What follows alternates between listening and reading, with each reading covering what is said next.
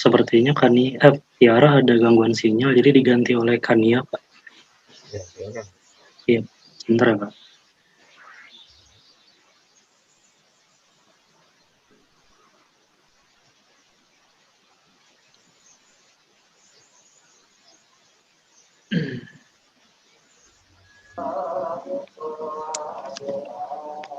Bapak, Ibu, dan seluruh mahasiswa-mahasiswi sekalian, perlu kami sampaikan acara akan dimulai. Untuk menjaga ketertiban acara, kami mohon kepada hadirin untuk dapat menonaktifkan mikrofonnya selama acara berlangsung. Terima kasih.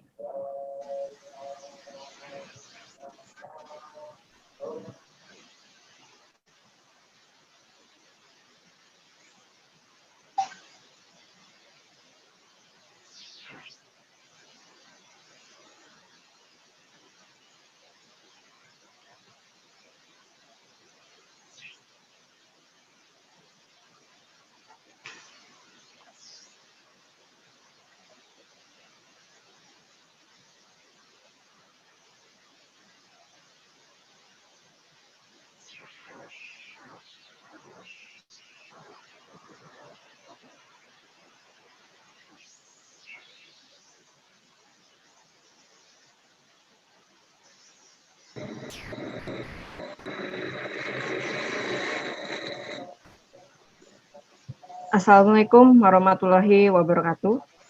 Selamat malam dan salam sejahtera bagi kita semua.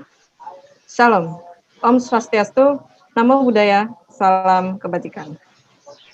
Yang terhormat, Bapak Dr. Sparta, SE, ME, AK, CA, selaku Wakil Ketua 1 Indonesia Banking School.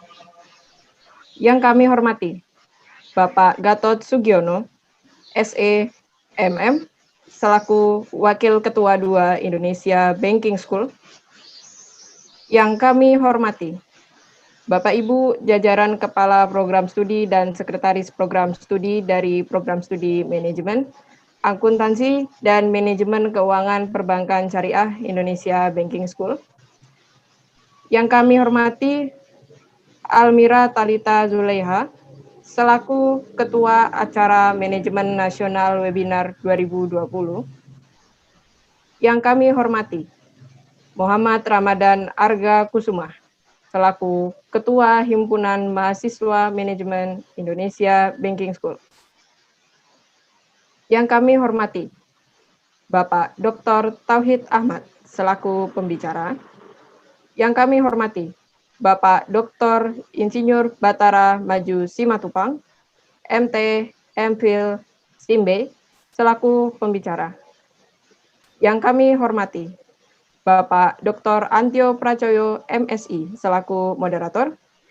Yang kami hormati, Bapak Ibu dosen dan mahasiswa-mahasiswi Indonesia Banking School, dan Bapak Ibu serta mahasiswa-mahasiswi dari berbagai perguruan tinggi dan lembaga di seluruh Indonesia yang telah hadir pada malam ini. Saya akan menyapa beberapa perguruan tinggi yang sudah hadir, di antaranya Universitas Samratulangi, Universitas Syah Kuala, Universitas Sumatera Utara, Universitas Tarumanegara, Universitas Udayana, Institut Pertanian Bogor, Universitas Pajajaran, Universitas Indonesia, Universitas Brawijaya, dan perguruan tinggi lainnya yang tidak dapat kami sebutkan satu persatu. Baiklah, Bapak, Ibu, serta segenap mahasiswa-mahasiswi sekalian, puji syukur kita panjatkan kehadirat Allah Subhanahu wa Ta'ala, karena berkat rahmat dan ridhonya, alhamdulillah, kita semua dapat hadir dalam acara Manajemen Nasional Webinar 2020. Dengan tema, meningkatkan konsumsi dan menjaga iklim investasi dalam negeri untuk menghadapi ancaman resesi oleh Himpunan Mahasiswa Manajemen Sekolah Tinggi Ilmu Ekonomi Indonesia Banking School. Kami ucapkan selamat datang kepada seluruh partisipan webinar pada malam ini. Perkenankanlah saya, Kania Octavia Wibowo, mahasiswi Program Studi Manajemen Angkatan 2019 selaku MC pada malam ini. Bapak, Ibu, mahasiswa-mahasiswi, beserta hadirin semuanya, izinkanlah saya menyampaikan susunan acara sebagai berikut. Pertama, pembukaan. Kedua, menyanyikan lagu Indonesia Raya. Ketiga, pembacaan doa. Keempat, sesi foto bersama. Kelima, sambutan dari Bapak Gatot Sugiono, SE, MM, selaku Wakil Ketua II. Keenam, sambutan dari Almira Talita Zuleha, selaku Ketua Acara. Ketujuh, pembacaan CV moderator oleh MC. Kedelapan, pembacaan CV pembicara oleh moderator. Kesembilan, pemaparan materi oleh pembicara. Kesepuluh, sesi tanya-jawab. Kesebelas, penyerahan sertifikat pembicara dan moderator. Kedua-belas, penutup. Baiklah, para hadirin yang kami hormati, selanjutnya adalah menyanyikan lagu Indonesia Raya.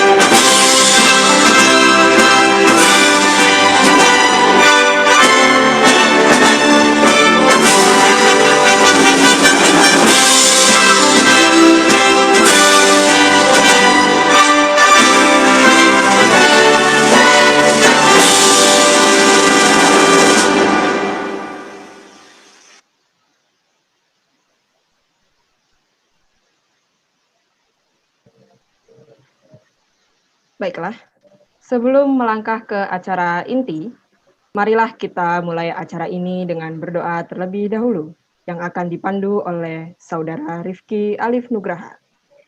Kepada Saudara Rifki Alif Nugraha, waktu dan tempat kami silahkan.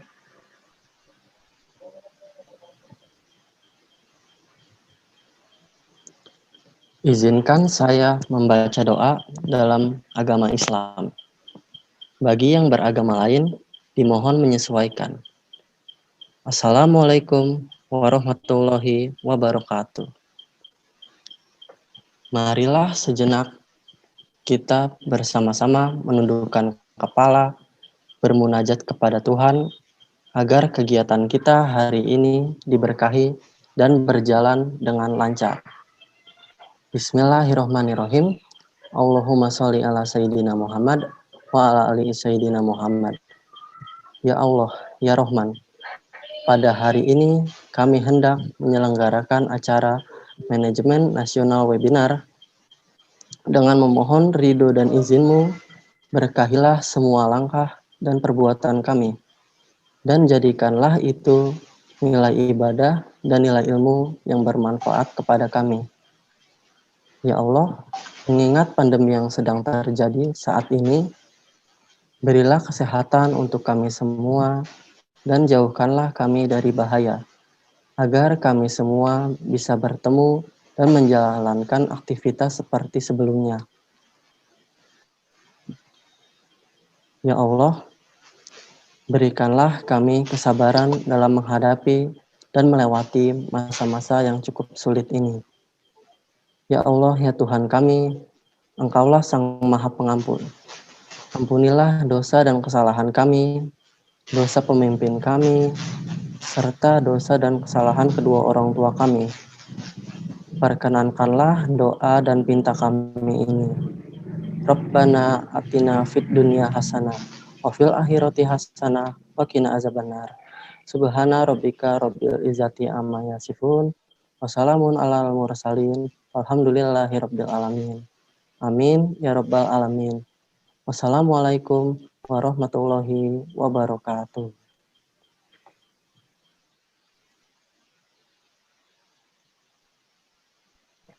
Waalaikumsalam warahmatullahi wabarakatuh.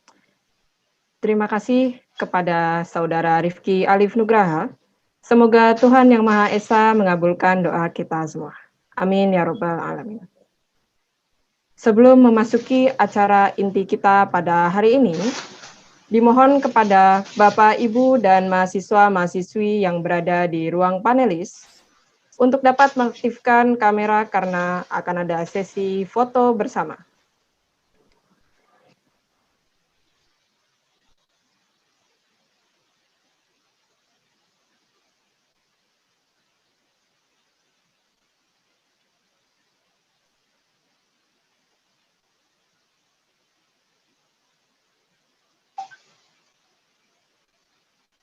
Saya akan memandu untuk mengambil dokumentasi pada hitungan ketiga.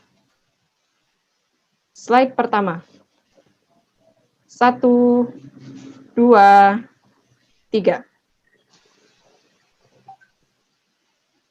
Slide kedua.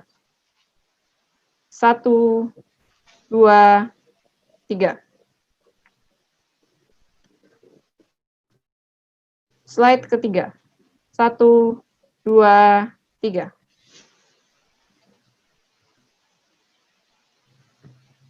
Oke, baiklah. Para hadirin yang kami hormati, selanjutnya kami persilahkan kepada Bapak Gatot Sugiono, SE, MM, selaku Wakil Ketua 2 Indonesia Banking School untuk memberikan sambutan. Kepada Bapak Gatot Sugiono, waktu dan tempat kami silakan.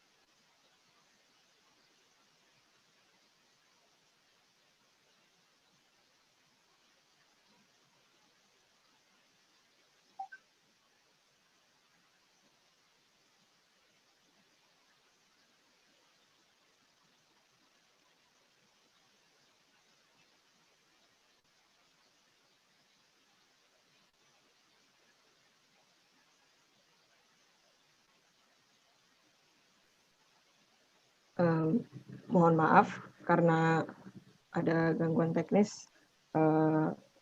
Baiklah, selanjutnya kami persilahkan kepada Bapak Dr. Sparta selaku Wakil Ketua 1 Indonesia Banking School untuk memberikan sambutan. Kepada Bapak Dr. Sparta, waktu dan tempat kami silakan.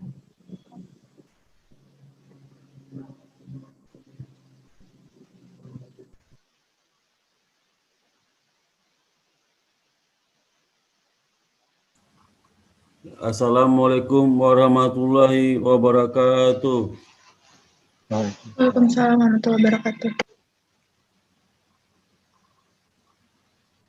Alhamdulillah pada hari ini kita bisa melaksanakan kegiatan webinar yang berjudul berlangsung dengan baik. Untuk itu kepada adik-adik mahasiswa yang mengikuti acara ini, kami ucapkan terima kasih atas kedatangannya pada malam ini Semoga acara ini bermanfaat bagi kita semua.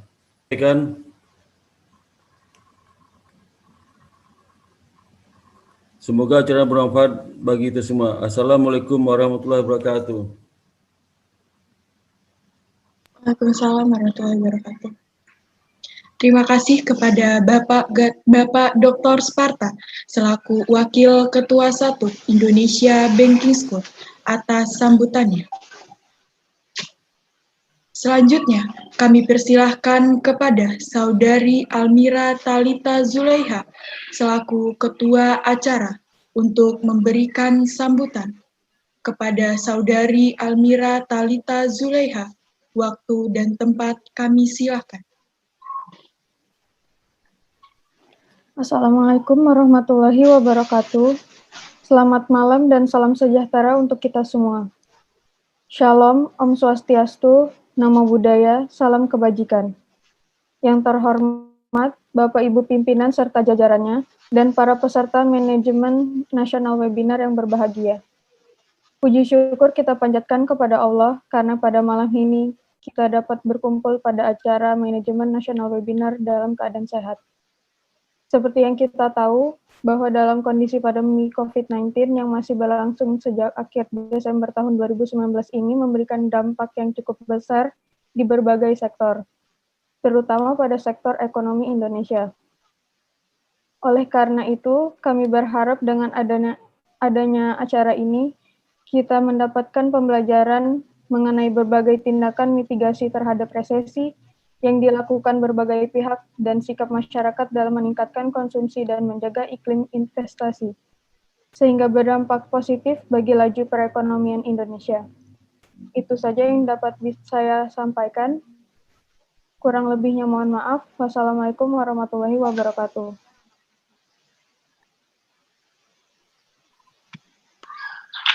Terima kasih kepada Saudari Almira Talita Zulaiha selaku Ketua Acara atas sambutannya. Bapak Ibu beserta segenap mahasiswa-mahasiswi sekalian yang kami hormati. Selanjutnya, saya akan membacakan CV moderator.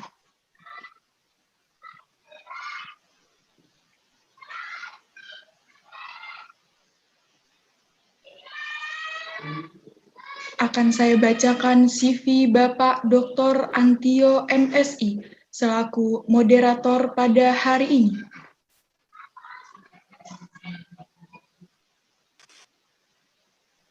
Bapak Antio Pracoyo lahir di Salatiga pada tanggal 26 Januari tahun 1964. Beliau menempuh pendidikan S1 di Universitas Gadjah Mada Yogyakarta, jurusan Ilmu Ekonomi. Lalu, beliau melanjutkan pendidikan S2 di Universitas Gadjah Mada Yogyakarta, jurusan Ilmu Sosial dan Ilmu Ekonomi. Lalu, beliau melanjutkan pendidikan S3 di Universitas Padjadjaran Bandung, spesialisasi keuangan dan perbankan.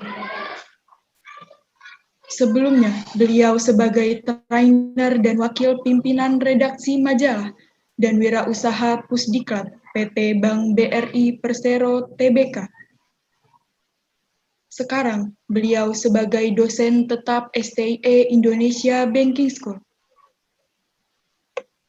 Beliau menulis beberapa karya tulis di antaranya. Pertama, disertasi yang berjudul Efficiency and Competition Analysis of Indonesia Banking Industry pada tahun 2016. Kedua, menulis buku Ekonomika Makro, sebuah pengantar yang diterbitkan oleh LPFE Trisakti Jakarta pada tahun 2016.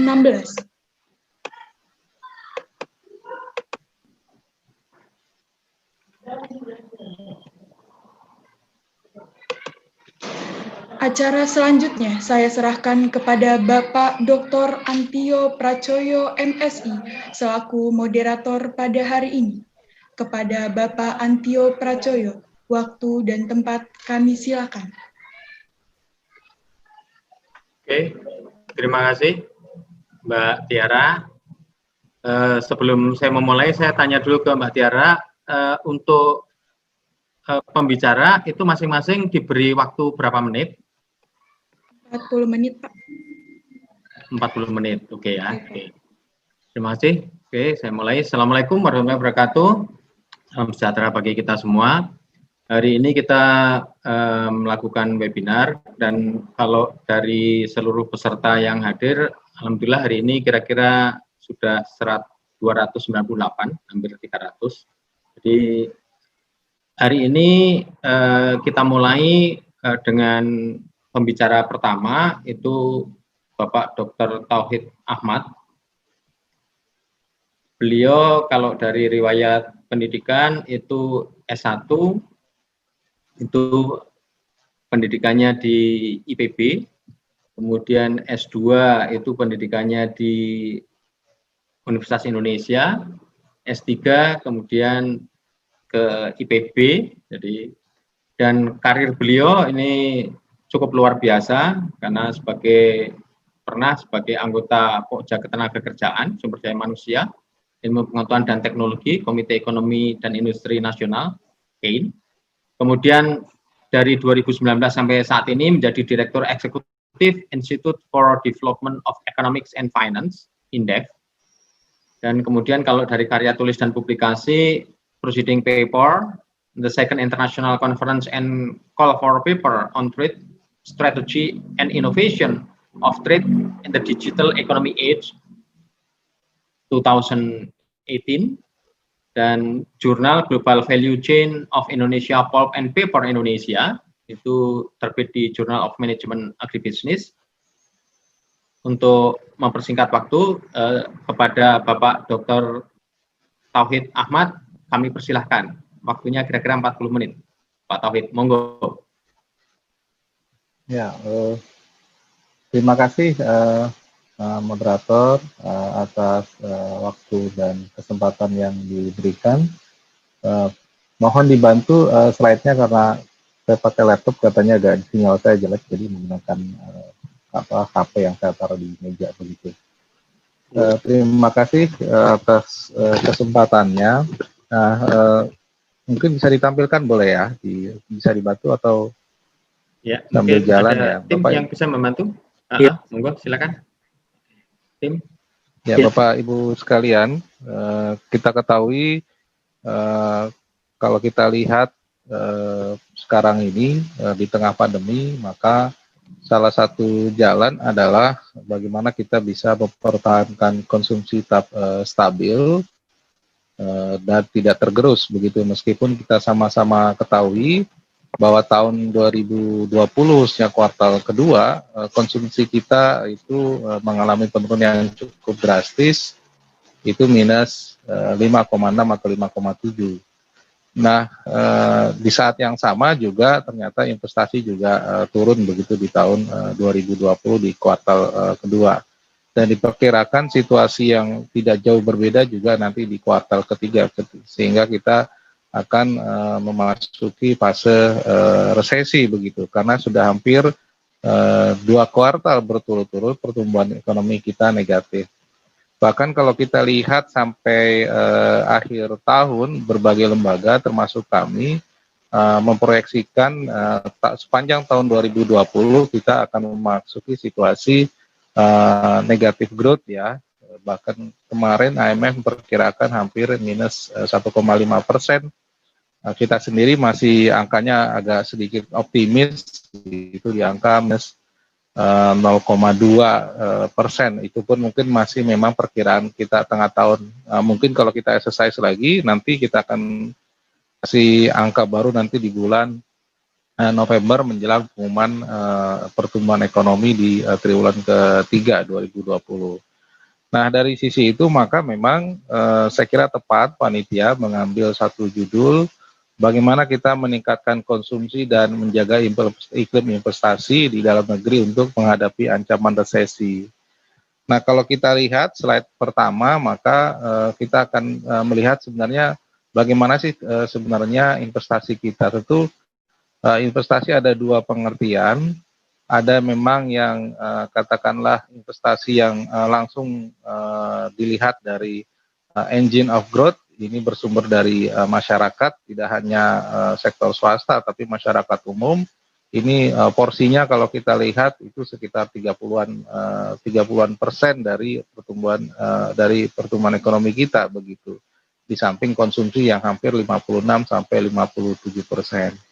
Nah, tetapi yang menjadi concern kita mungkin adalah bagaimana posisi investasi kita dengan foreign direct investment, jadi arus investasi dari luar negeri maupun PMDN. Nah, kalau kita lihat sekarang yang lagi rame-rame kita membahas RUU Cipta Kerja, memang sejatinya memang bagaimana itu memperbesar arus investasi yang bersumber dari luar sehingga kita memiliki daya tarik yang cukup besar bersaing dengan negara-negara lain di dunia untuk mendapatkan arus investasi sekarang begitu, apalagi di tengah situasi perang dagang.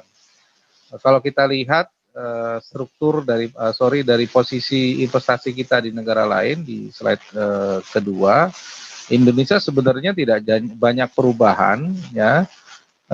Kita dalam posisi yang cukup baik. Kalau kita lihat di dunia itu nomor 17 di dunia sebagai negara dengan FDI inflow paling besar.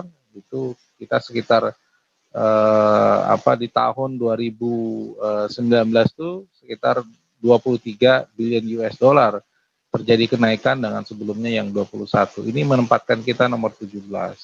Sementara kalau kita lihat dari di Asia, kita sebenarnya juga menurut saya cukup baik sekali begitu ya. Masih slide yang halaman 2 ya. Kalau kita lihat kita masih cukup baik sekali, katakanlah, nah ini cukup baik sekali.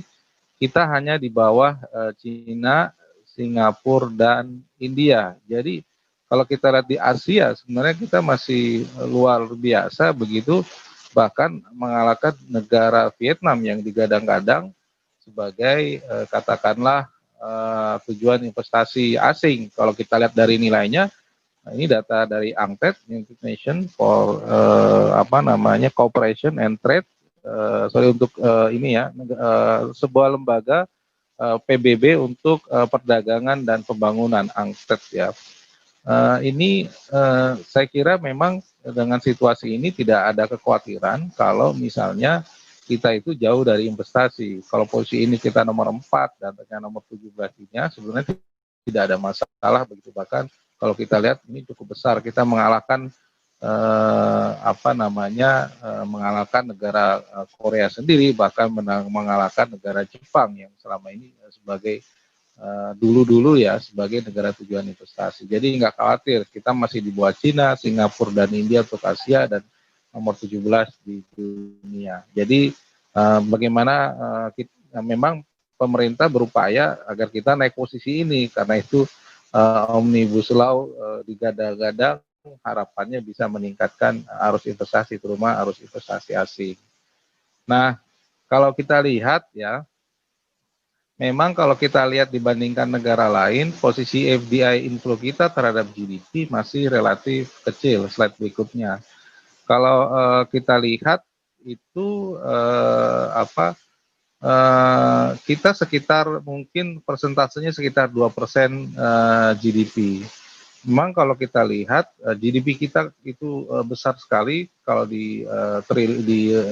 dirupiahkan mungkin sekitar 16.200 atau 16.000 triliun GDP kita. Jadi sebagian besar FDI inflow kita dengan nilai tadi itu masih sekitar 2% GDP. Nah, memang kita masih kalah dalam persentase.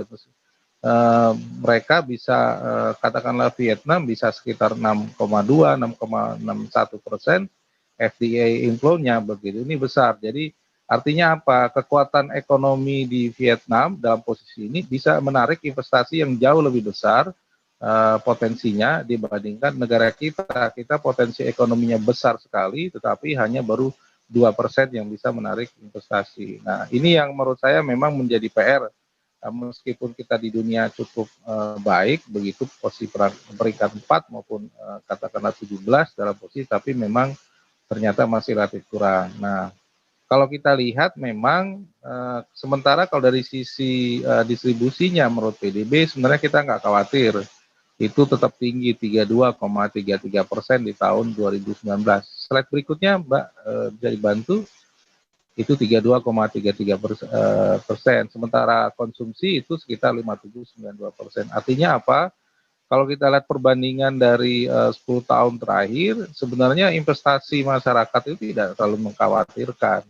Masih relatif tinggi, cuma kekhawatiran kita itu aja karena kok persentase terhadap GDP tinggi, tapi FDI-nya ternyata katakanlah relatif stagnan. Bahkan kita pernah mencapai di angka 3% pada tahun 2005 ya. Ini jawabannya Pak SBY begitu tuh Mas, ada pada posisi FDI kita juga tinggi, tapi sekarang ini yang relatif rendah. Begini yang saya kira menjadi catatan, memang investasi menjadi key point agar pertumbuhan kita bisa lebih maju begitu. Nah kalau kita lihat datanya lebih dalam tadi ya, kalau kita lihat target investasi di tahun 2020 sendiri dari data BKPM itu sebesar 817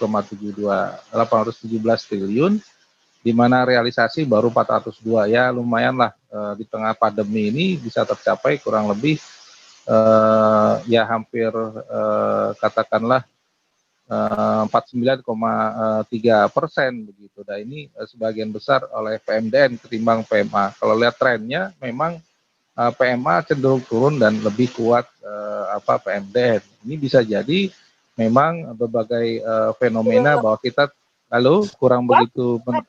Lanjut slide-nya.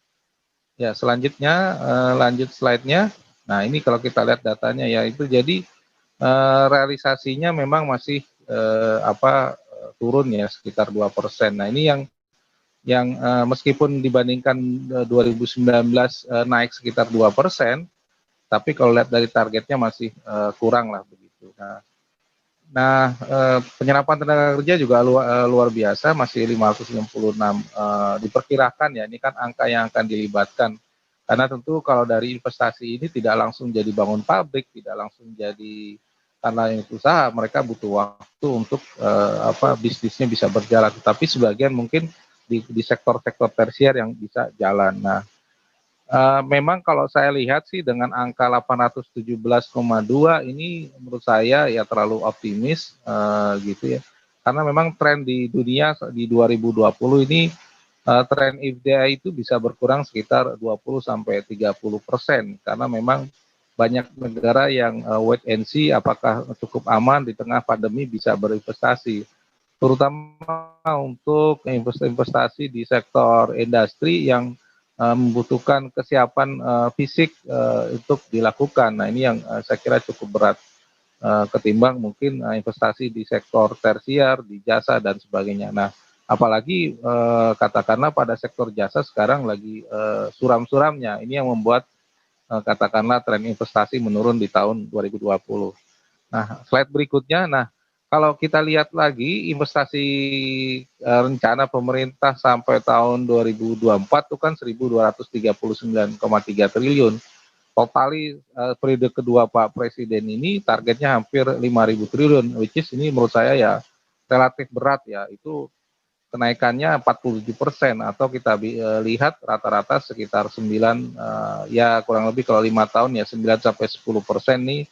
Menurut saya terlalu optimis, target cukup besar. Nah ini yang saya kira perlu dilakukan koreksi, karena di tahun 2020 saja kemungkinan ini agak sulit tercapai, termasuk 2021 apakah ekonomi kita bisa rebound atau tidak. Kalau saya lihat sih kita masih butuh proses panjang sehingga investasi yang terjadi terutama melalui PMA ataupun PMDN agak sedikit terhambat. Meskipun kalau saya melihat ya undang-undang cipta kerja ini nggak cepat bisa langsung menghasilkan investasi dalam kurun waktu cepat gitu. Nah ini yang saya kira menjadi hal perlu dikoreksi dengan target yang terlalu besar dari BKPM. Nah ini yang tadi saya sampaikan, kalau terglobal bahkan ya bahkan angkanya itu bisa lebih besar begitu tren globalnya sendiri di investasi.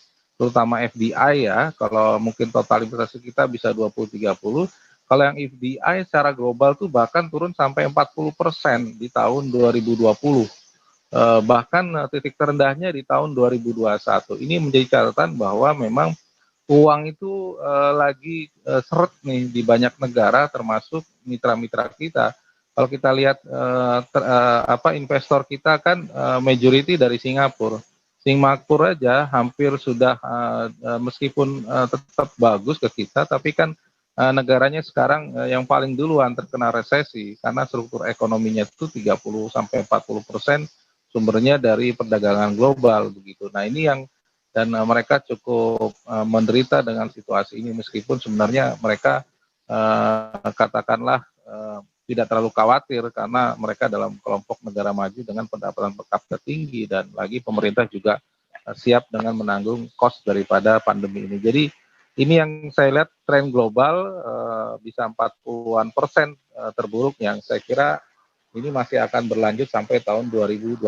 Saya kira ini yang menyebabkan katakanlah ya agak krisis di keuangan lah untuk FDI kita sampai katakanlah 2021, 2022 mulai recovery begitu. Ini yang terjadi di global. Saya kira ini tidak jauh berbeda karena global kan melihat sumber investor kita terjadi dan ini berpengaruh ke kita juga. Nah, kenapa saya state soal Omnibus Law ini hanya sedikit menyelesaikan masalah kita. Ini lanjut ke slide berikutnya. Kalau kita lihat kita di Omnibus Law ini yang tujuannya adalah meningkatkan investasi, itu ada 11 klaster, mulai penyerahan perizinan, persyaratan investasi, ketenagakerjaan, perlindungan UMKM, kemudian berusaha, riset inovasi, sampai kawasan ekonomi. Nah, kalau kita menggunakan berbagai indikator, sebenarnya ada easy of doing business, competitiveness report, dan sebagainya. Nah, yang kalau kita lihat dalam 3 tahun terakhir ini kita stuck gitu di EODB kita gitu ya, bahkan turun. Dan penyakitnya itu masih masalahnya sama. Starting a business, getting ETC, paying tax ya, trading across border, sama enforcing contract. Jadi kalau kita lihat problem utamanya katakanlah di 2020 top 5 ini sebelah kanan kalau kita lihat itu ternyata kalau kita lihat cluster kita kerja dia paling hanya bisa menyelesaikan bagaimana mempermudah starting a business. Tetapi Undang-Undang Cipta Kerja tidak menyelesaikan masalah bagaimana daya kemampuan banyak fungsinya. Kalau di Jawa mungkin tidak masalah, tapi bagaimana kalau Bapak Ibu yang ada di Kalimantan, di Sulawesi, Sumatera, untuk listrik yang untuk energi, untuk investasi yang besar itu mengalami kesulitan. Jangankan bicara untuk investor, untuk kebutuhan katakanlah konsumsi rumah tangga, pemerintahan, itu juga menjadi masalah. Sehingga bagi perusahaan-perusahaan di luar Jawa, terutama cost untuk elektrisitinya ini besar sekali. Nah ini yang menurut saya tidak bisa diselesaikan dengan Omnibus Law, termasuk paying taxes. Ini yang saya lihat studinya katakanlah dari JETRO itu terutama untuk perusahaan-perusahaan Jepang yang ada di kita, mereka salah satu hal yang mendesak harus perbaiki adalah soal pajak. Pajak ini bukan hanya soal administrasi, tapi bagaimana misalnya untuk pembayaran untuk bandingnya, persoalan banding dan sebagainya, akhirnya membuat mereka untuk malas mengurus administrasi, sehingga akhirnya urusan yang begitu panjang sehingga ini menyulitkan mereka. Ini yang dirasakan kenapa di nomor 3 paying tax ini menjadi masalah utama. Yang keempat tentu saja perdagangan perdagangan ini ya. Kita memiliki wilayah perbatasan misalnya di Batam, kemudian di Kalimantan, terutama di 2 wilayah itu yang menurut saya menjadi masalah yang cukup kompleks begitu ya. Kemarin apalagi ada beberapa kaitan dengan beberapa regulasi dari Kementerian Perdagangan yang memang masih belum bisa baik untuk katakanlah investor baik dalam maupun luar negeri. Yang lain juga yang tidak bisa dipecahkan dari Omnibus, soal enforcing contract ini tidak juga masuk dalam isu-isu yang sebenarnya dibahas Omnibus Law. Nah, beberapa hal lain misalnya dari indikator-indikator indikator misalnya World Confidence Report, kita ya sulit kalau kita misalnya masih berhadapan dengan korupsi yang tinggi, kemudian ini juga masih menjadi problem utama, kemudian infrastruktur yang terbatas sehingga logistik kita mahal. Catatan aja biaya logistik kita itu 24% jadi GDP, itu termasuk paling besar dibandingkan negara-negara lain, termasuk yang saya kira besar menghambat investasi dalam negeri. Ya, suku bunga pinjamannya sangat tinggi sekali gitu. Suku pinjaman kita untuk bisnis itu sekitar 11-12%. Sekarang negara lain, Vietnam 7, Cina 4,5, ada negara-negara yang bisa lebih rendah, Jepang bahkan lebih rendah lagi. Jadi gimana caranya bisnis kita bisa lebih efisien kalau katakanlah suku bunga pinjamannya tinggi sekali, artinya apa, cost-nya besar. Nah, karena itu kita melihat bahwa ada problem utama yang tidak bisa dipecahkan dengan regulasi utamanya dengan Undang-Undang Cipta Kerja, dan ini menjadi problem. Nah, bagaimana agar tadi katakanlah pertumbuhan ekonomi kita bisa keluar dari situasi katakanlah resesi seperti ini. Nah, saya ingin mengajak Bapak Ibu sekalian untuk melihat apa sih sebenarnya sumber-sumber pertumbuhan ekonomi kita. Slide berikutnya. Nah, kalau kita lihat adalah ada 3 kalau kita lihat secara teoritis dan bisa dihitung. Yang pertama adalah total faktor productivity, kemudian capital productivity dan labor productivity. Nah, kalau kita lihat periode 2017 sampai 2020 untuk kasus Indonesia, TFP kita atau sumber pertumbuhan yang menggunakan dasar teknologi itu malah minus 0,9. Jadi luar biasa, bahkan periode 2015-2017 sampai minus 2,3. Jadi TFP ini sumber pertumbuhan yang berbasis teknologi ini rendah, sehingga apa? Ya kita tidak bisa sehingga apa implikasinya? Ya implikasinya dalam jangka panjang pertumbuhan ekonomi kita akan tetap stagnan pada level 5%-an saja gitu. Jadi bayangkan, dan ternyata kalau kita lihat sumbernya, ya sumber pertumbuhan kita hanya dari labor productivity, jadi tenaga kerja. Sementara produktivitas dari kapital modal itu trennya menurun. Kalau kita lihat di sebelah kanan, tren nanti di proyeksi itu akan turun. Nah, ini yang saya khawatir. Kenapa investasi penting, terutama bicara capital productivity dan juga TFP. Nah, ini yang harus dibangkitkan, dan ini yang memang pentingnya investasi terutama untuk teknologi maupun capital productivity penting. Nah, ini yang ke depan, kalau tidak ya mau nggak mau kita akan selalu berada pada pertumbuhan ekonomi 5%-an. Nah, sekarang misalnya the rising star sebenarnya di ASEAN itu itu adalah Filipina. Kita tidak bisa melihat ya. Meskipun Filipina GDP-nya jauh di bawah kita, jumlah penduduk dan sebagainya, kalau saya hanya melihat mengapa mereka dalam katakanlah 4 tahun terakhir ini pertumbuhannya saya takjub itu sekitar 6,5 sampai 7% gitu. Jadi dia lebih tinggi dari kita kalau Bapak bisa lihat cek begitu. Kenapa begitu? Ternyata mereka berinvestasi dalam sumber-sumber pertumbuhan itu luar biasa. Memang konsepnya sama begitu, dari labor productivity sama dengan kita polanya, tapi ada capital productivity dan TFP yang trennya baik, dan itu dimulai sejak tahun 2000. Jadi itu yang menurut saya investasi yang luar biasa pada TFP atau faktor penggunaan teknologi serta capital productivity. Ini yang membuat Filipina dalam beberapa tahun terakhir ini pertumbuhannya bisa 6-7%. Jauh melebihi kita yang memang akhirnya terstuck ya, itu tetap bahkan turun 5%. Dan saya yakin kalau tidak ada perubahan dari sisi ini, maka pertumbuhan ekonomi kita akan semakin turun drastis. Ini yang menurut saya akhirnya harus berpikir ulang strategi kita untuk katakanlah ekspansi fiskal yang dilakukan. Kalau tidak ada perubahan ya sulit. Misalnya ternyata dari ekspansi fiskal kita bedah nanti di belanja, ya belanjanya paling tinggi adalah belanja pertahanan dan keamanan. Begitu di tengah situasi krisis, pertahanan keamanannya itu besar sekali, 140 triliun. Sementara untuk TFP, capital productivity jauh lebih rendah. Nah, ini yang menurut saya akhirnya kita tidak terlalu happy dengan skenario ini. Nah, belajar nggak usah jauh-jauh, negara tetangga kita Filipina ini bisa menjadi contoh begitu. Nah, Nah, apa nyambungnya dengan situasi kita saat ini dengan kita kembalikan ke teori pertumbuhan, maka memang satu keniscayaan resesi itu pasti akan tetap berlangsung, tapi sampai kapan? Nah, lanjut ke slide berikutnya. Nah, kalau kita lihat ya banyak mengatakan ya kita akan comeback.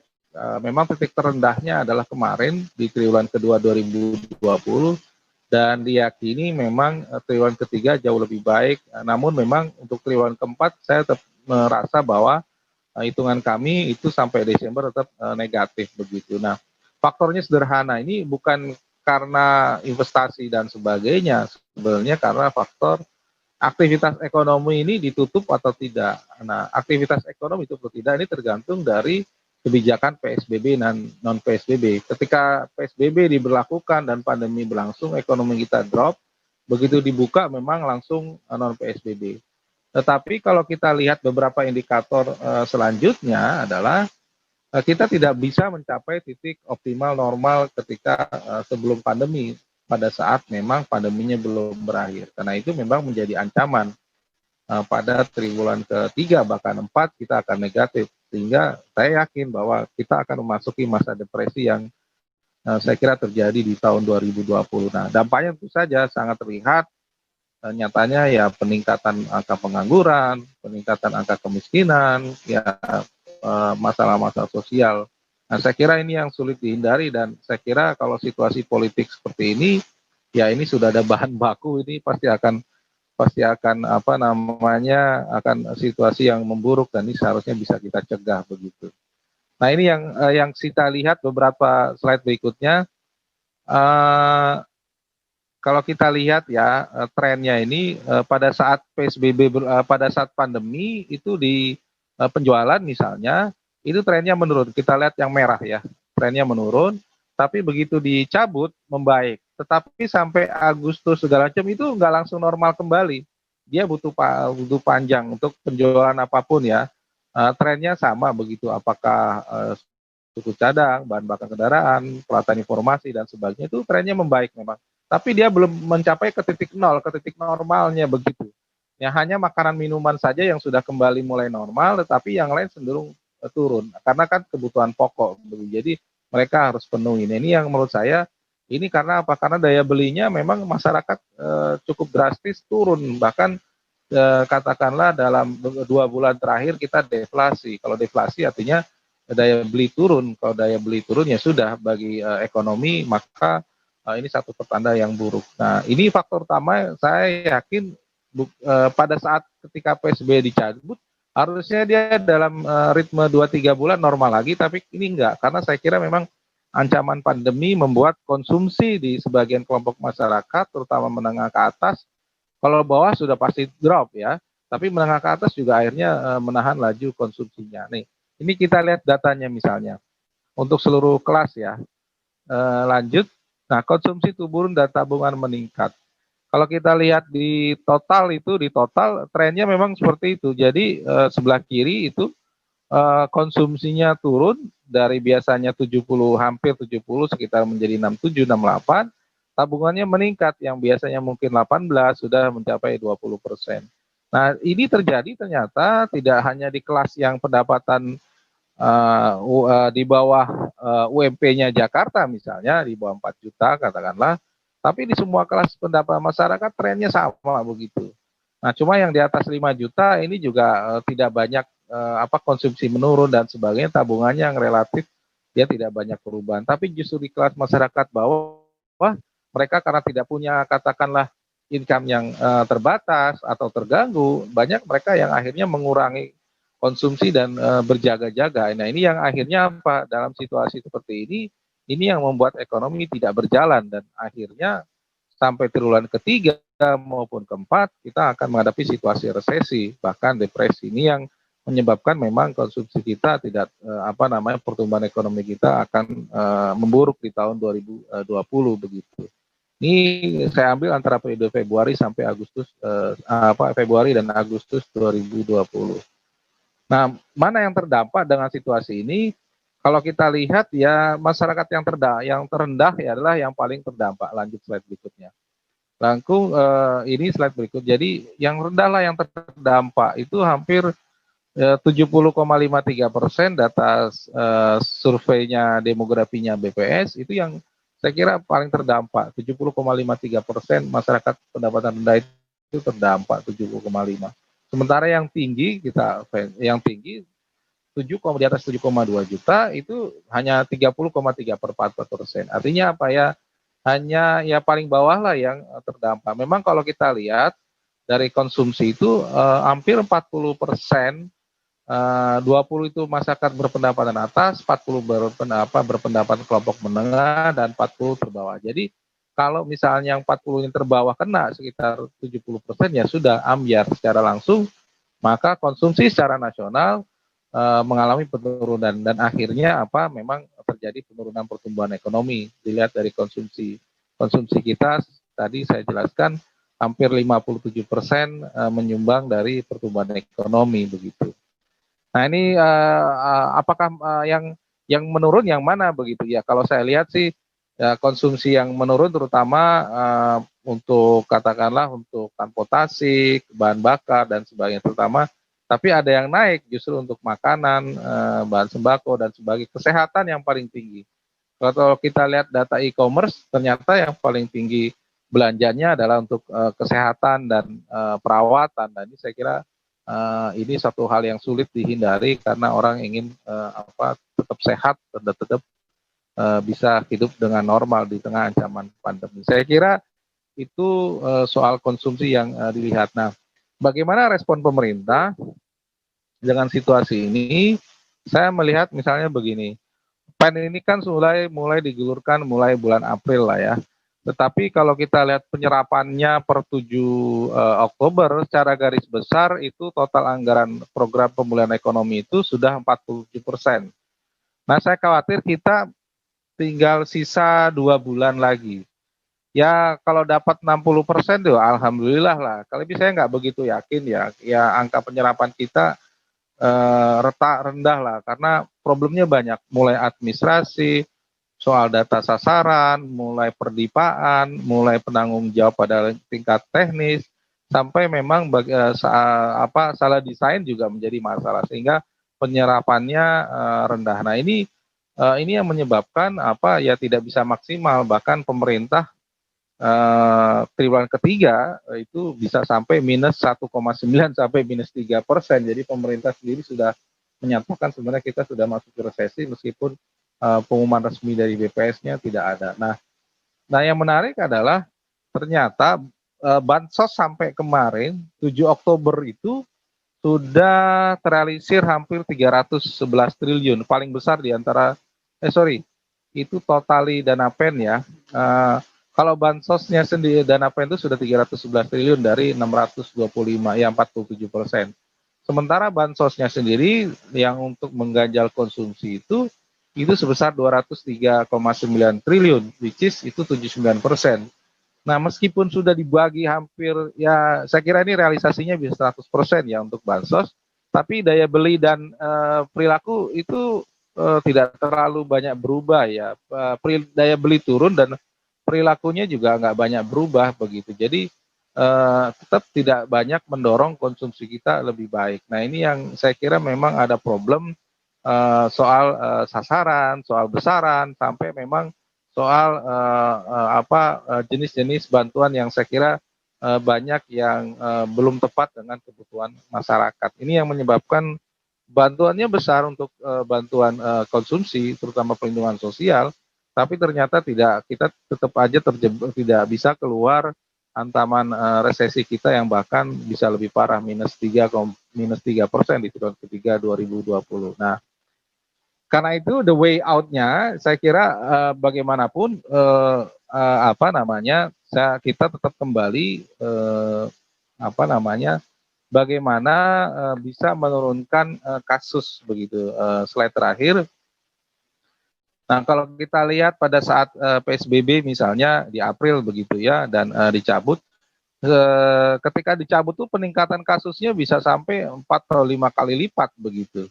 Nah ini kan sampai kemarin katakanlah di bulan September Gubernur DKI akhirnya memberlakukan lagi PSBB secara terbatas, walaupun kemarin sudah masuki masa transisi, tapi dari waktu kemarin 2 minggu sampai ya 3 mingguan begitu sebenarnya kasusnya turun. Nah saya khawatir kalau misalnya sekarang PSBB transisi diberlakukan ini bisa meningkat. Nah kalau situasinya masih seperti ini ya tentu saja bagi kondisi ekonomi ya tidak akan optimal lagi konsumsi atau belanja dari kelompok menengah atas yang relatif besar dengan sangat sensitif terhadap isu pandemi ataupun keselamatan dari sisi kesehatan.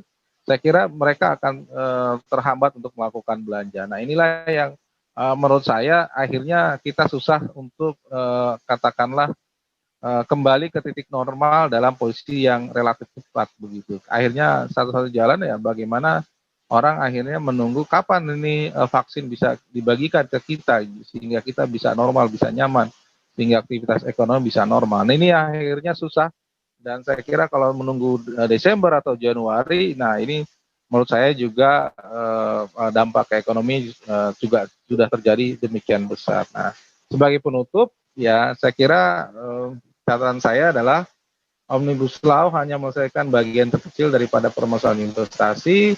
Investor ekonomi akan tertekan dengan situasi tersebut dan konsumsi turun meskipun sehingga perlu ada skenario berbeda antar kelompok pendapatan dan tentu saja adalah penyelesaian COVID adalah kunci agar ekonomi pulih. Nah, semakin lama penanganan COVID maka semakin lama pemulihan ekonomi. Nah, saya kira demikian beberapa poin mungkin itu saja yang bisa saya sampaikan. Mudah-mudahan nanti dalam diskusi ada beberapa hal yang bisa kita diskusikan lebih lanjut dan tentu saja banyak hal yang perlu kita dalami satu persatu. Saya kira itu demikian Bapak. Terima kasih. Assalamualaikum warahmatullahi wabarakatuh. Ya. Waalaikumsalam warahmatullahi wabarakatuh. Terima kasih Pak Tauhid. Nah, untuk pembicara berikutnya itu adalah Bapak Dr. Insinyur Bathara Simatupang. Beliau ini kita tahu bahwa sebetulnya pengalamannya juga cukup banyak, terutama di banking. Itu saat ini beliau sebagai dosen tetap di IBS, selain kemudian menjadi trainer di LPPI, pernah juga menjadi senior account manager corporate banking di Bank Mandiri.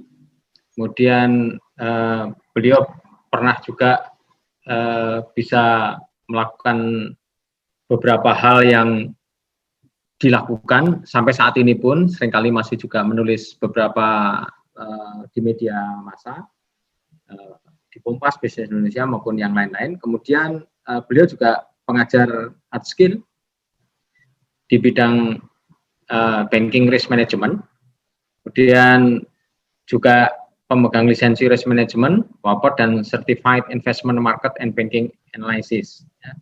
Jadi itu mengenai Pak Bathara untuk beberapa hal. Kalau untuk waktu itu sama dengan tadi Pak Tauhid, maka waktu untuk Pak Bathara itu kira-kira 40 menit. Nanti setelah Pak Bathara usai menyampaikan materinya, maka tanya jawab akan bisa dilangsungkan. Dan kalau ada peserta yang ingin bertanya, mohon disampaikan melalui Q&A. Jadi di Q&A itu nanti saya akan lihat beberapa, karena untuk tadi pertanyaan untuk Pak Tauhid sebenarnya sudah ada kira-kira 4 lah gitu ya. Tapi nanti akan baru dijawab kalau kita punya waktu setelah kemudian sesi tanya jawab. Untuk itu kami persilahkan Pak Bathara menyampaikan materinya. Monggo.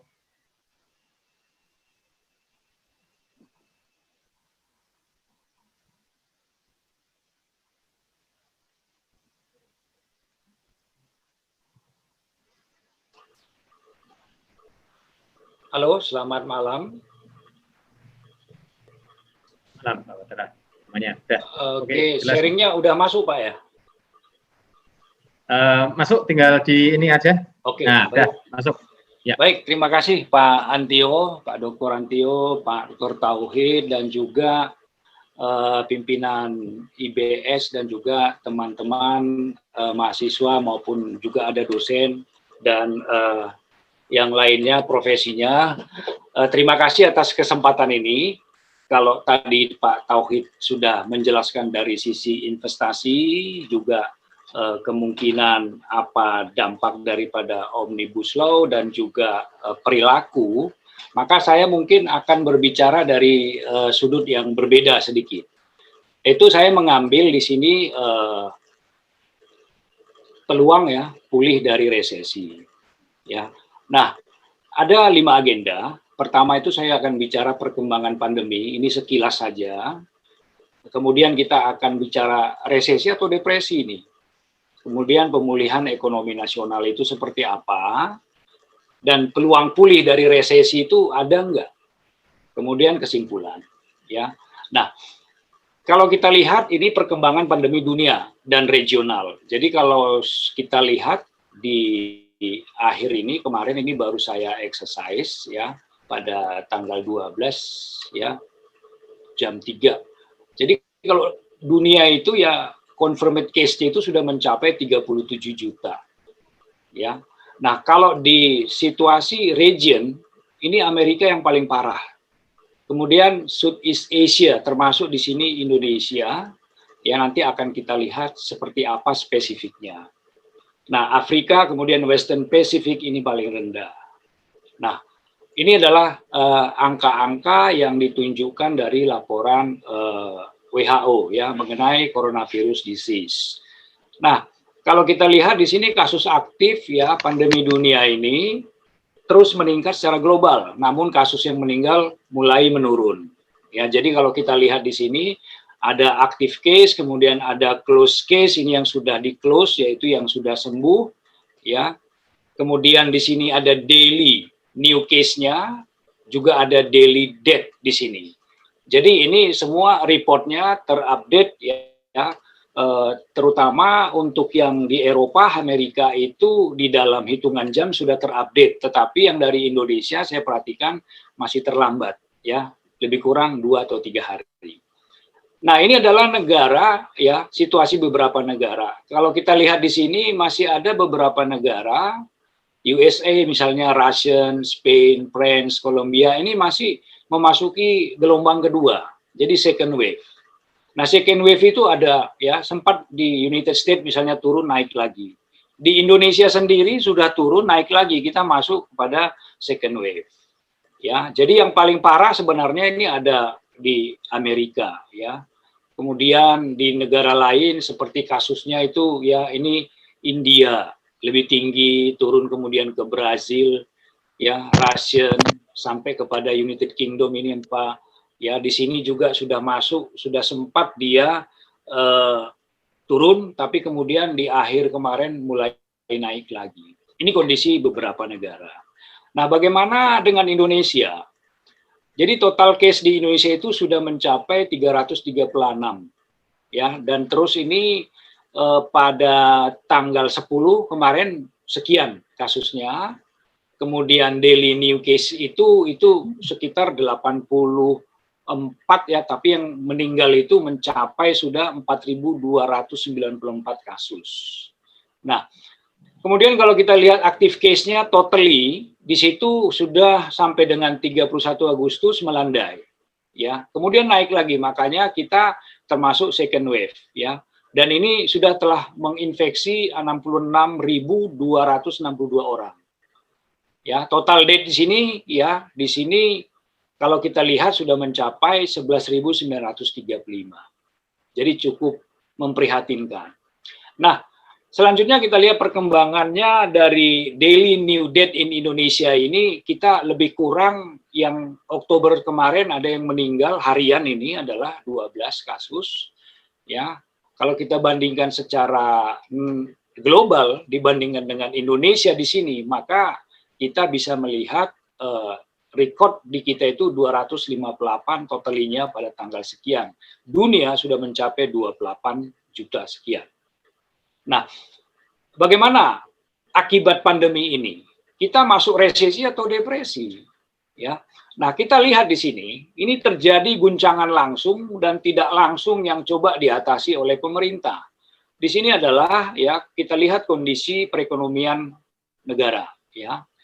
Akibat COVID-19 di sini, ini akan menimbulkan ya efek government containment strategic. Persoalannya apa yang dilakukan oleh pemerintah. Kemudian ada terjadi losses, ya, loss of earning due to illness, health case. Jadi di sini adalah masalah manusia, kemanusiaan di sini.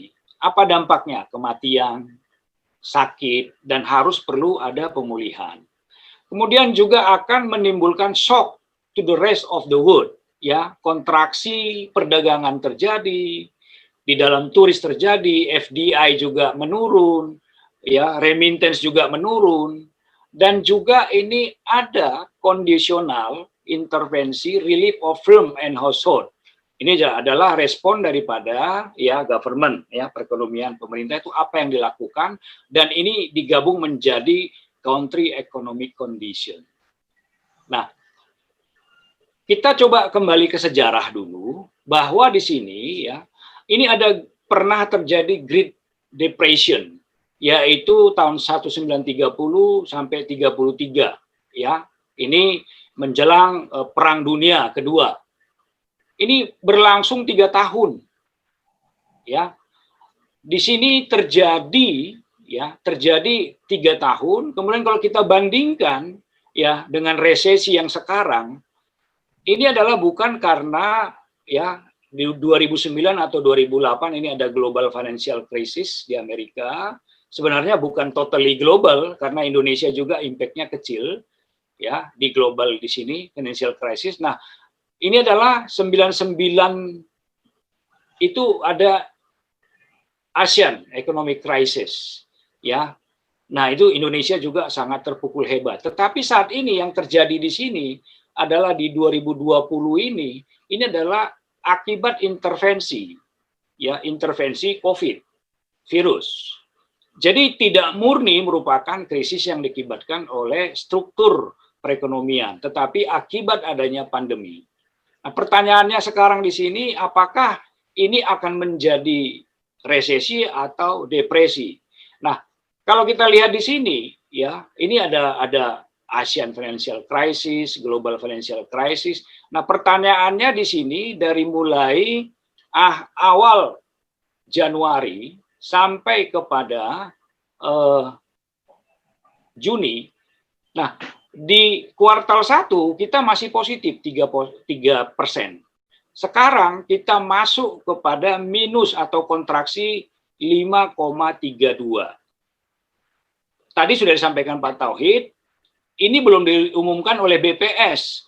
Apakah kita akan masuk resesi apa tidak? Tetapi secara teknikal itu kita sudah masuk resesi. Nah, dari mana kita melihat? Karena kita melihat dari pertumbuhan PDB yang melorot. Ya, pertumbuhan tadi di Indonesia, katakan kalau tadi kita bandingkan ini kuartal kedua sama kuartal 1 ini Indonesia kita sudah minus, di kuartal pertama masih positif. Ya, ini berdasarkan kategori expenditure. Ya, tapi kalau growth by industrial sector juga kita di sini ya turun semuanya, turun.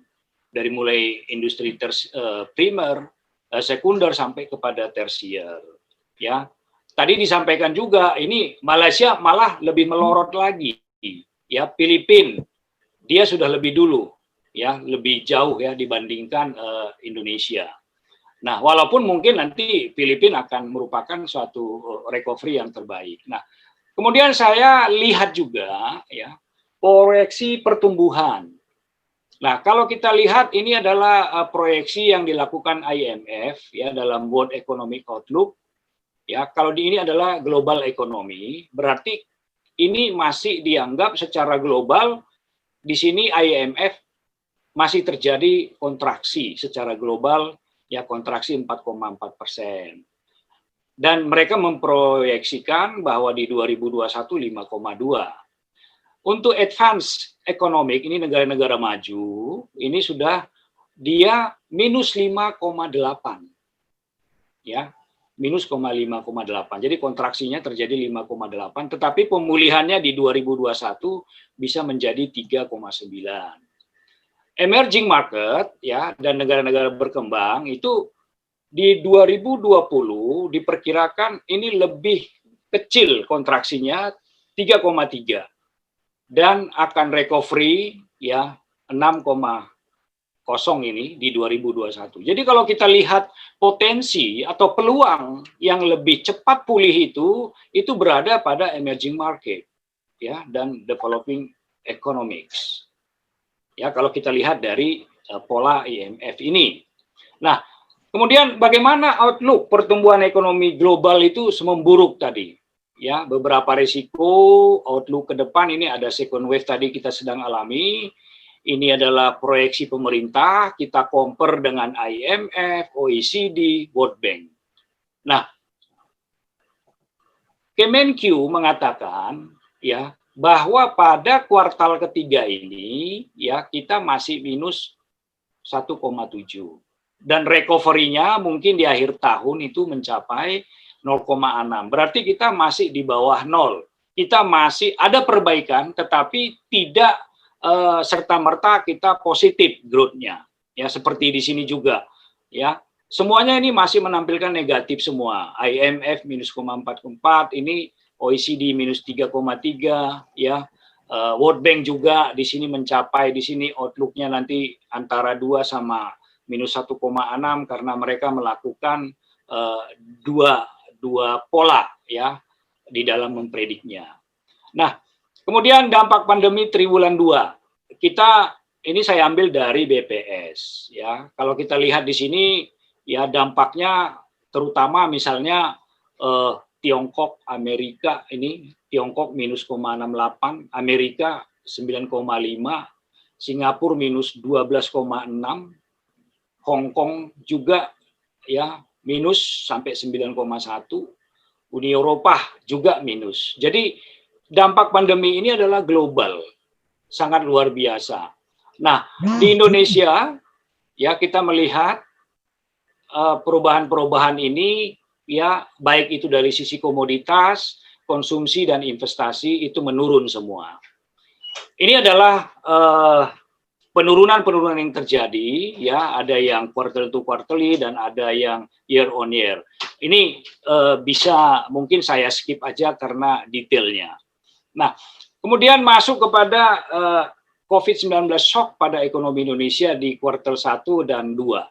Ini semuanya tadi saya katakan, ini adalah ya kalau kita lihat model perhitungan GDP, ada consumption-nya, tadi sudah disebutkan, share-nya itu consumption itu hampir 60%, 59,4%. Ya. Kemudian di sini share to GDP-nya sudah ada ya berapa persen ya, kemudian growth-nya semuanya menunjukkan minus. Yang paling besar itu di transportasi. Ya, kemudian accommodation, food and beverage juga minus 22. Nah, jadi semua ini dari sisi supply-nya yang outlook ini, kemudian yang sebelah kiri ini adalah sisi demand-nya. Ya, seperti itu. Nah, kemudian kita lihat dampak COVID pertumbuhan ekonomi itu terhadap kesejahteraan. Pertumbuhan ekonomi menurun, pemutusan hubungan kerja, pengangguran meningkat, dampaknya akan memunculkan masyarakat miskin. Berapa proyeksinya? Ya, proyeksinya adalah ini kalau kemiskinan ini sudah mencapai 5 sampai misalnya pengangguran 5,23 ya juta orang. Ya, bagaimana ini akan mengatasinya? Ya, jadi ini semuanya dampak COVID. Nah, adanya masyarakat miskin dan sebagainya, pengangguran. Nah, jadi kalau kita lihat di sini, ini adalah year on year yang minus 5,32%. Dampaknya sampai kepada triwulan 2 dari tahun lalu ke sekarang. Ya, jadi berapa GDP-nya? GDP yang ada sekarang itu berdasarkan atas dasar harga berlaku itu mencapai 3.687 triliun. Ya. Nah, sekarang kita minus 5,32. Bagaimana kita mengejar ini? Ya, coba kita lihat di sini. Ya, ini komponen proyeksi pertumbuhan ekonominya. Ya, ini adalah konsumsi rumah tangga. Ya, kemudian ada juga di sini lembaga non-profit ya, melayani rumah tangga, di sini konsumsi pemerintah, ya, di sini juga ada pembentukan modal tetap bruto, ekspor, impor, dan PDB. Ya, kita lihat di sini minus 0,53, proyeksinya adalah minus 1,3 atau tadi 1,6 oleh Kemenq. Nah, kemudian ini adalah proyeksi yang dilakukan oleh Kemenq.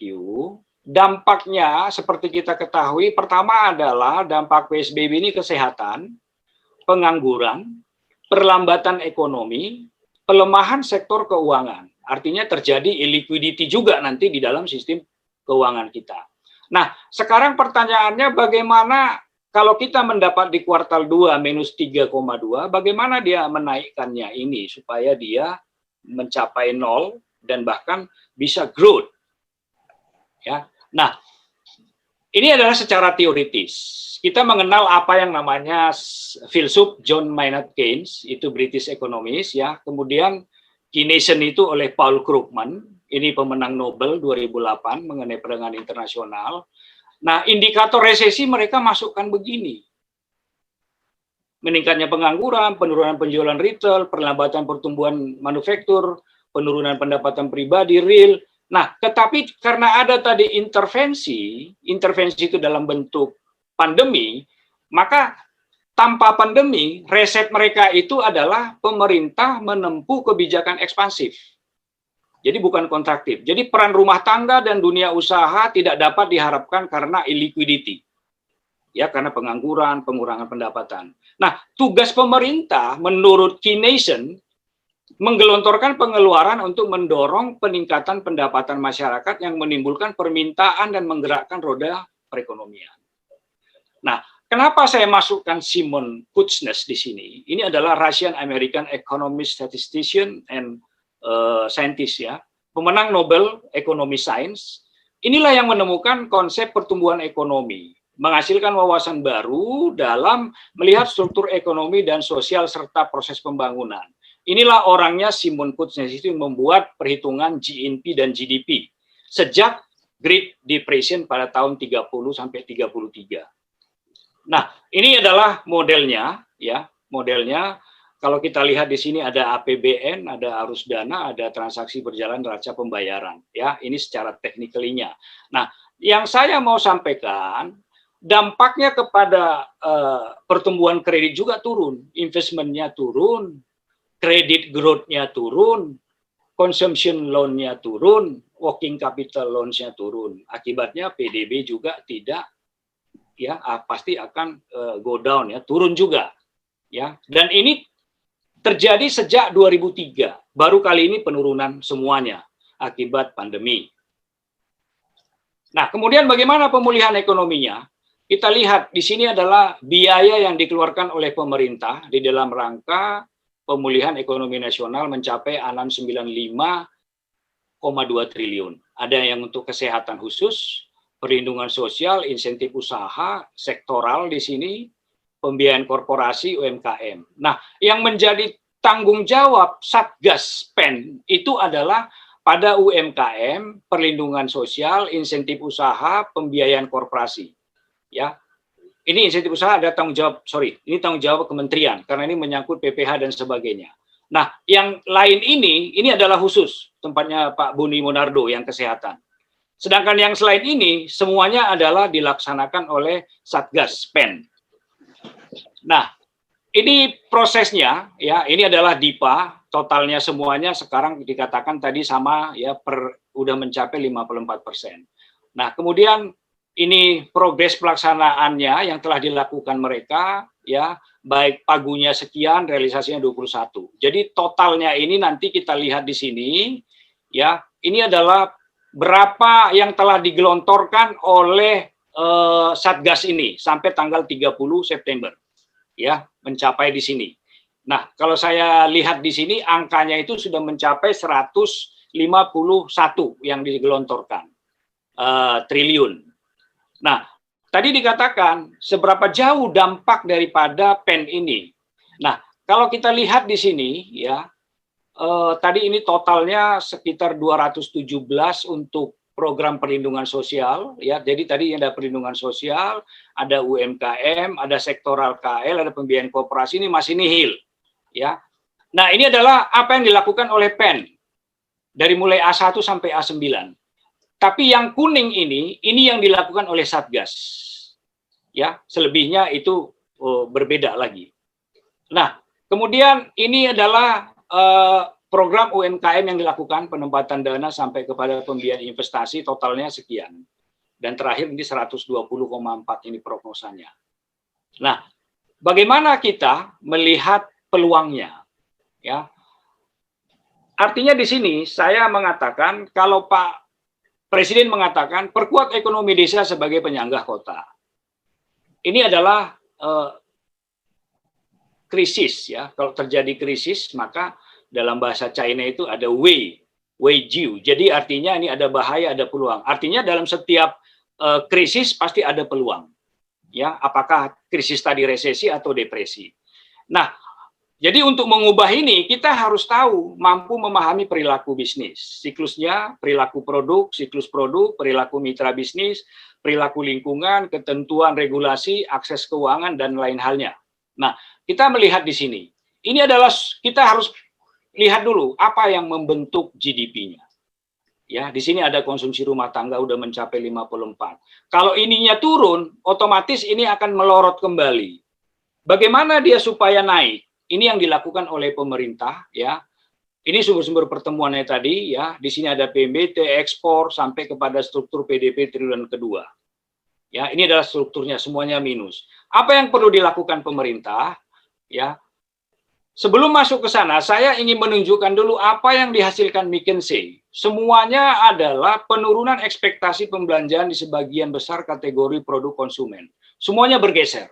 Ya, grocery, snack, tobacco itu bergeser semua. Ya, di sini. Ya. Tadinya dia besar, ya turun. Jadi semuanya mengalami penurunan. Artinya apa? Ya. Artinya dengan pengalaman penurunan ini, apakah sektor-sektor ini yang sebagai pendulang GDP bisa diperbaiki apa tidak? Ya, seperti itu. Nah, ini juga ya pergeseran di saluran offline menjadi online. Ya, kebutuhan sanitizer misalnya meningkat 5.800%. Ini mengubah semuanya. Ya, karena ini mengubah, apa yang harus kita lakukan? Jadi kita ngitung dulu ini caranya. Ini secara best practice. Peluang pulih, ya. Pendekatan yang dilakukan pemerintah adalah dengan pendekatan Keynesian tadi. Dia harus melakukan ekspansi. Jumlahnya berapa? 695,2. Nah, ini adalah kalau kita katakan PDB growth kita Q2 minus 5,32%, sedangkan atas dasar harga berlaku ini PDB-nya 3.600, maka ini kita kalikan berarti kita perlu menginjeksi sekian. Dan dikalikan hasilnya membentukkan PDB-nya adalah fiscal multiplier effect. Ini hitungannya lebih kurang 2,1. Sehingga totalnya ini adalah sekitar 300-an. Masih kurang. Berapa kekurangannya? Ya, sebentar ya. Berapa kekurangannya? Itu dia baru bisa menutupi minus yang 695,2 itu, baru dia bisa nutupi 59,25. Jadi masih kurang, pencairannya itu kurang 203. Dan ini harus dipercepat. Ya, harus dipercepat. Nah, kalau total penyerapan PEN kemarin, spendingnya oleh Satgas 151, dikali multiplier efeknya 2,1, maka dia berkontribusi kepada GDP 317. Hanya 45,65%. Sehingga masih dibutuhkan 377,81 triliun kekurangannya. Dan ini baru hitungan Satgas, belum dari dampak FDI dan sebagainya. Jadi kita masih di dalam progres. Nah, bagaimana kita bisa keluar dari sini? Ya, bagaimana tadi ekspansi dilakukan oleh pemerintah bisa mencapai 695 ini? Itulah yang harus digelontorkan untuk menolong, meminimumkan atau menolkan pertumbuhan yang negatif pada minus 5,32. Pak Tauhid tadi sudah katakan bahwa ini sangat tergantung daripada pemulihan COVID-nya sendiri. sejauh mana kita bisa memerangi COVID-nya. Nah, kalau kita lihat di sini, saya ambil dari Pro Manufacturing Index yang dikeluarkan oleh BI 2-3 hari lalu kalau nggak salah, ya 2 hari lalu lah, bahwa awalnya kita itu adalah minus, sekarang sudah ada rebound. Kemungkinan, makanya tadi harapan saya bahwa kita tidak masuk kepada depresi, tetapi resesi. Karena ini kalau dia tertutup dengan FDI, dengan reboundnya semua secara global, kemungkinan besar ini akan mencapai titik nol dan kita kemungkinan bisa positif, apalagi di 2021. Hampir semua institusi yang ada di dunia ini melakukan predik akan terjadi rebound di 2021 dan kita bisa lepas dari masalah resesi. Ya, tetapi syaratnya apa? Sejauh mana kita mampu memerangi pandemi ini? Nah, bagaimana kesimpulan dari semua ini? Saya mau ambil dari kesimpulan ini, pulih dari resesi, itu ada 3, ya, ini searah dengan World Bank. Antara lain ada kurva pandeminya sendiri, bagaimana meminimumkan dan menghancurkan ini menjadi nol sama sekali. Kemudian kurva resesi, bagaimana cara yang kita lakukan untuk merebound kembali, dan akibat resesi ada kurva utang juga yang akan muncul. Ya, sehingga potret APBN itu dari dalam PP nomor 2 tahun 2020 itu ya itu memperkenankan ya kita melebihi defisit 3%. Ya, 3%. Sehingga sekarang defisitnya sudah mencapai 5,5. Nah, kenapa adanya undang-undang itu adalah untuk mencegah ya pemerintah tidak melanggar undang-undang.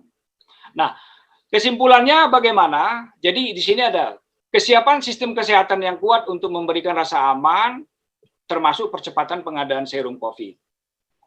Ini harus dipantau, dilacak, dan isolasi, ya, kalau memang terjadi, dan perluas kapasitasnya. Ini yang dilakukan untuk memerangi COVID-nya. Kemudian bagaimana memerangi resesi? Ya, tantangan memberikan bantuan sosial akan membantu keluarga dari hari ini dan besok. Ya, perusahaan di banyak sektor masih membutuhkan bantuan untuk tak bertahan dan kemudian memulai kembali, ya, semua ya direcover semua. Menghindari limpahan dari sektor real ke sektor keuangan dan memperdalam reformasi sangat penting untuk pemulihan. Nah, bagaimana ini adalah tadi resesi. Ini adalah recover. Reformasi memperbaiki iklim investasi termasuk peningkatan akses perusahaan ke modal. Ya, ini tadi terkaitannya nanti dengan undang-undang sapu jagat atau Omnibus Law. Pekerjaan yang mencari pekerjaan di ekonomi pasca COVID cenderung membutuhkan keterampilan yang berbeda. Nah, ini akan bisa memunculkan zombies. Zombies ini adalah terjadi di Amerika pada saat itu sekitar tahun 2000-an, ya. Terjadi namanya pengangguran sampai 12 juta, ya. Tetapi pada saat yang sama dibutuhkan 4 juta tenaga kerja terampil. Nah, ini adalah bisa terjadi di Indonesia seperti ini akibat pandemi ini. Sehingga orang-orang yang terampil tadi yang gajinya sudah tinggi, itu akan ditekan. Ya, ditekan untuk mendapatkan gaji yang lebih rendah. Karena tidak punya kemampuan. Nah, inilah yang harusnya dilindungi di dalam PP turunan daripada Omnibus Law. Ya, itu yang penting. Kemudian realokasi penghapusan subsidi akan membantu meningkatkan investasi dalam infrastruktur. Nah, ini tentunya untuk menghentikan jurang atau katakan kurva yang semakin tinggi terhadap utang. Nah, kemudian di sini bagaimana kita melakukan ekspansi. Ini ekspansi usaha dimulai dari level mikro yang terkait langsung dengan konsumsi, kemudian bergerak ke usaha yang tidak langsung. Dukungan usaha di hinterland, daerah penyangga kota perlu disasar sebagai target baru. Ruralisasi terjadi, program klaster dari tim Satgas PEN harus melakukannya. Kemudian peningkatan keterampilan perlu dipersiapkan sebelum menyongsong rebound pada industri pengolahan, manufaktur dan infrastruktur dengan dukungan pemerintah dalam bentuk kartu prakerja tadi. Dan itu harus diawasi pelaksanaannya, jangan sampai itu menjadi masalah baru lagi. Kemudian ini yang terakhir, percepatan pencairan dana PEN melalui klaster-klaster. Tadi sudah disampaikan, perlindungan sosial, ada di situ program keluarga harapan, kartu sembako, bansos tunai, non Jabodetabek, logistik, pangan, sembako, BLT dana desa, kartu prakerja, diskon listrik, dan subsidi gaji. Untuk UMKM ada penempatan dana, banpres produktif, subsidi bunga, penjaminan kredit UMKM, juga tadi masalah PPH final ya UMKM, dan pembiayaan investasi koperasi.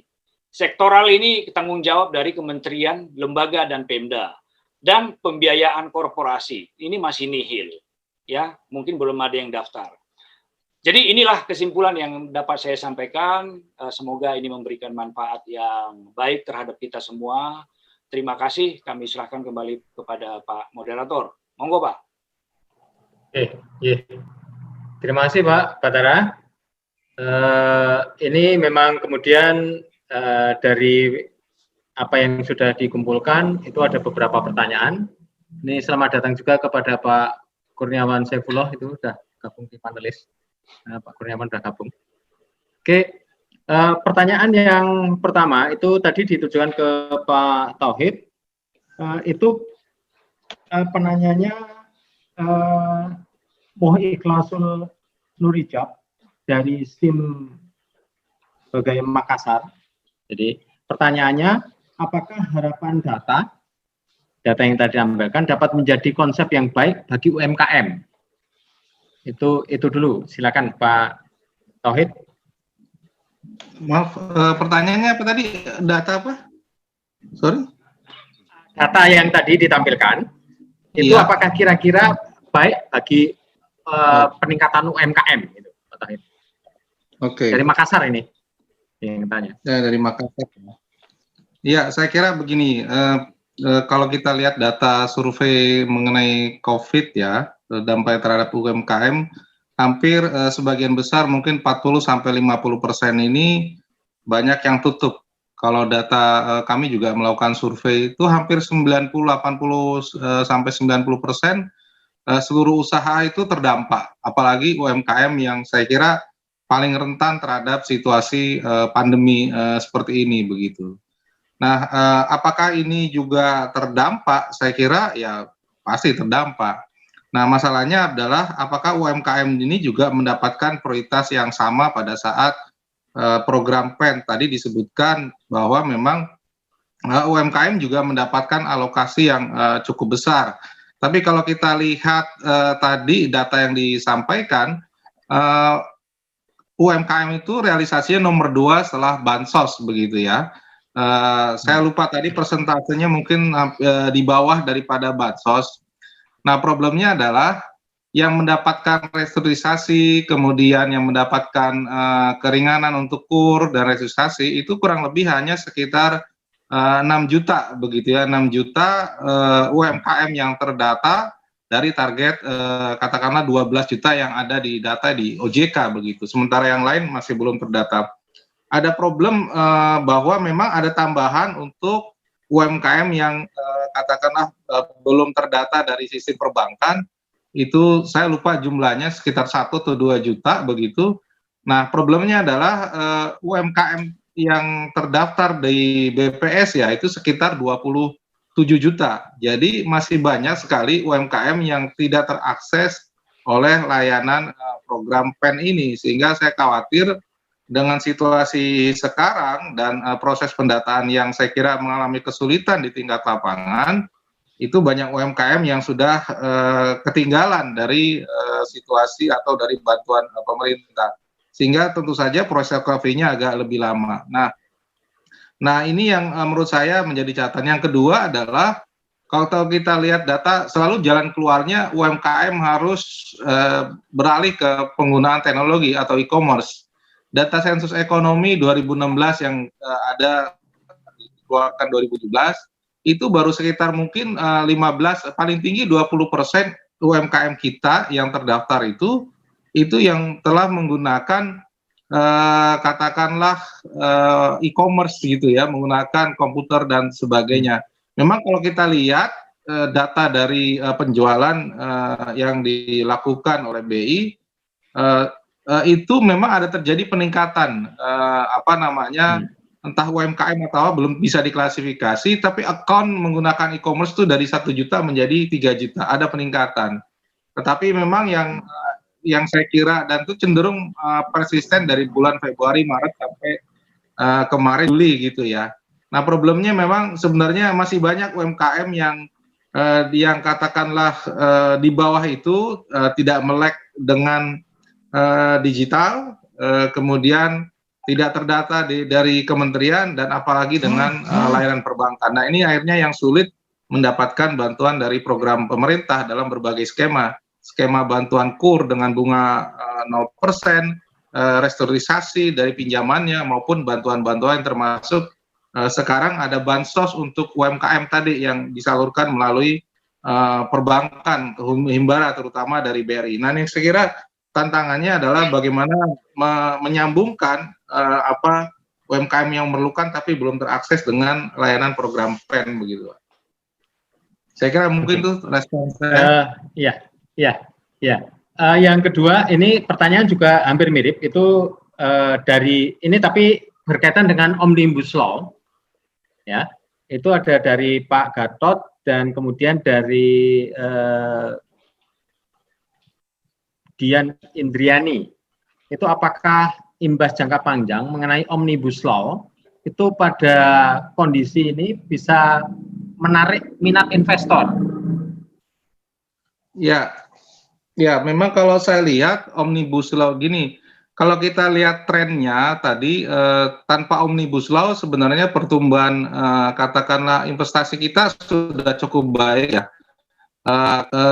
BKPM sudah men-state sebenarnya 9-10% itu sebenarnya kita udah relatif tinggi begitu ya. Tetapi kelihatannya mungkin kalau skenario itu saja pertumbuhan ekonomi yang dijanjikan Pak Presiden itu sulit tercapai. Untuk mencapai 6%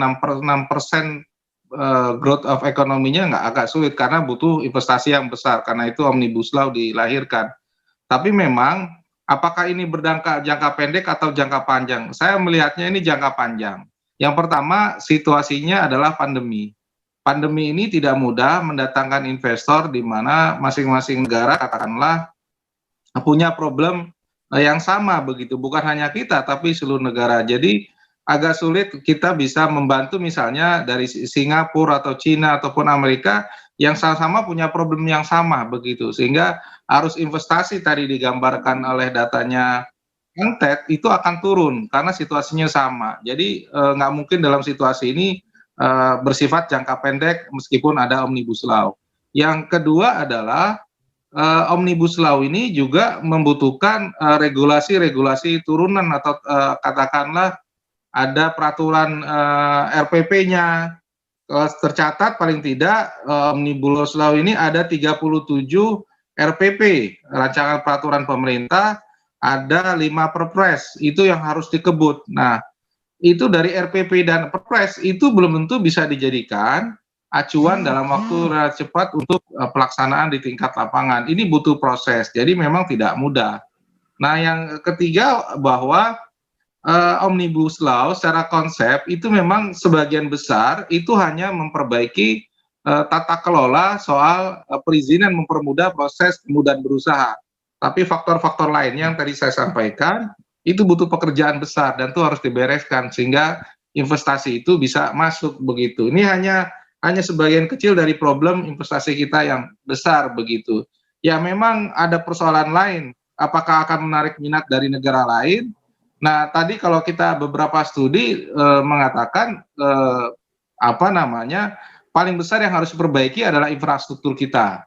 Kemudian adalah tadi soal regulasi, benar, dengan Omnibus Law sebagian bisa dibereskan. Nah ketiga soal perpajakan, keempat soal SDM. Nah ini yang tiga ini yang tidak bisa dimiliki oleh Omnibus Law. Nah ini yang menurut saya katakanlah ya kalau mau cepat yang lain juga harus dibarengi begitu. Mungkin begitu Pak Moderator. Ya, terima kasih Pak Tauhid. Nanti kalau ada pertanyaan lanjutannya nanti saya teruskan. Ini pertanyaan ditujukan kepada Pak Batara. Kepada Pak Batara, itu salah satu pertanyaannya itu dari SMA Negeri Solo, namanya Pak Enrico, itu mengenai quantitative easing. Quantitative easing itu mengatasi krisis itu seperti apa? Apakah kemudian meningkatkan kepercayaan atau tidak? kurang lebih itu panjang sekali pertanyaan, tapi kira-kira itulah Pak Batara. Baik Pak Antio, jadi tadi memang saya tidak membahas mengenai kuantitatif easing ya, karena itu adalah memang sudah di SKB-kan antara Kemenq, BI dan juga OJK. Jadi sebenarnya kalau dikatakan quantitative easing itu adalah kalau kata awam kita ini kekurangan uang nih, you cetak duit deh, ya. Tetapi dalam konteks ini bukan uang yang dicetak, tapi diterbitkan paper untuk mengatasi illiquidity yang ada dalam sistem perbankan. Dan itu adalah dalam rangka untuk menopang atau mendukung berjalannya pemulihan ekonomi nasional. Jadi quantitative easing ini sudah dipraktekkan di Jepang, di Amerika untuk menghindari pencetakan duit sehingga tidak terjadi inflasi. Nah, inilah yang dilakukan oleh BI dengan menerbitkan, ya detailnya banyak Pak, tapi esensinya dia menerbitkan paper untuk mengatasi illiquidity yang ada dalam sistem perbankan. Dan ini sangat akan menolong perbankan menjaga likuiditinya sehingga ya tadi semuanya penurunan termasuk tapi NPL naik ini akibat pandemi. Tetapi semua penurunan terjadi, kreditnya turun ya. Itu semua dalam berbagai kategori. Jadi ini adalah persiapan yang dilakukan, yang disiapkan oleh BI sebagai otoritas moneter untuk menopang likuiditas sistem perbankan. Tidak hanya pada perbankan, tetapi juga institusi keuangan non-bank, seperti lembaga pembiayaan. Mungkin demikian, Pak Antio. Oke, terima kasih Pak Batara. Ini berkaitan juga nanti dengan Pak Tauhid dan Pak Batara ini. Ini pertanyaannya adalah ini dari Pak Devri Kusuma, itu kalau misalnya dampak dari COVID-19, dampak dari COVID-19 dan restrukturisasi kredit itu bagaimana langkah nyata? Karena itu kan tadi kan penjelasan ada beberapa terpaksa mungkin di PHK atau mungkin perusahaannya yang harus mengalami penurunan. Nah itu monggo silakan Pak Taufik dulu. Monggo, nanti Pak Batara lanjutannya. Ya, saya kira begini. Silakan, kalau pemerintah kan memang programnya sampai tahun 2020 ya, restrukturisasi kredit. Modalnya macam-macam, apakah penundaan, pembebasan, ataupun nanti katakanlah penghilangan katakanlah beberapa skenario-skenario biaya yang cukup beratkan bagi kreditur.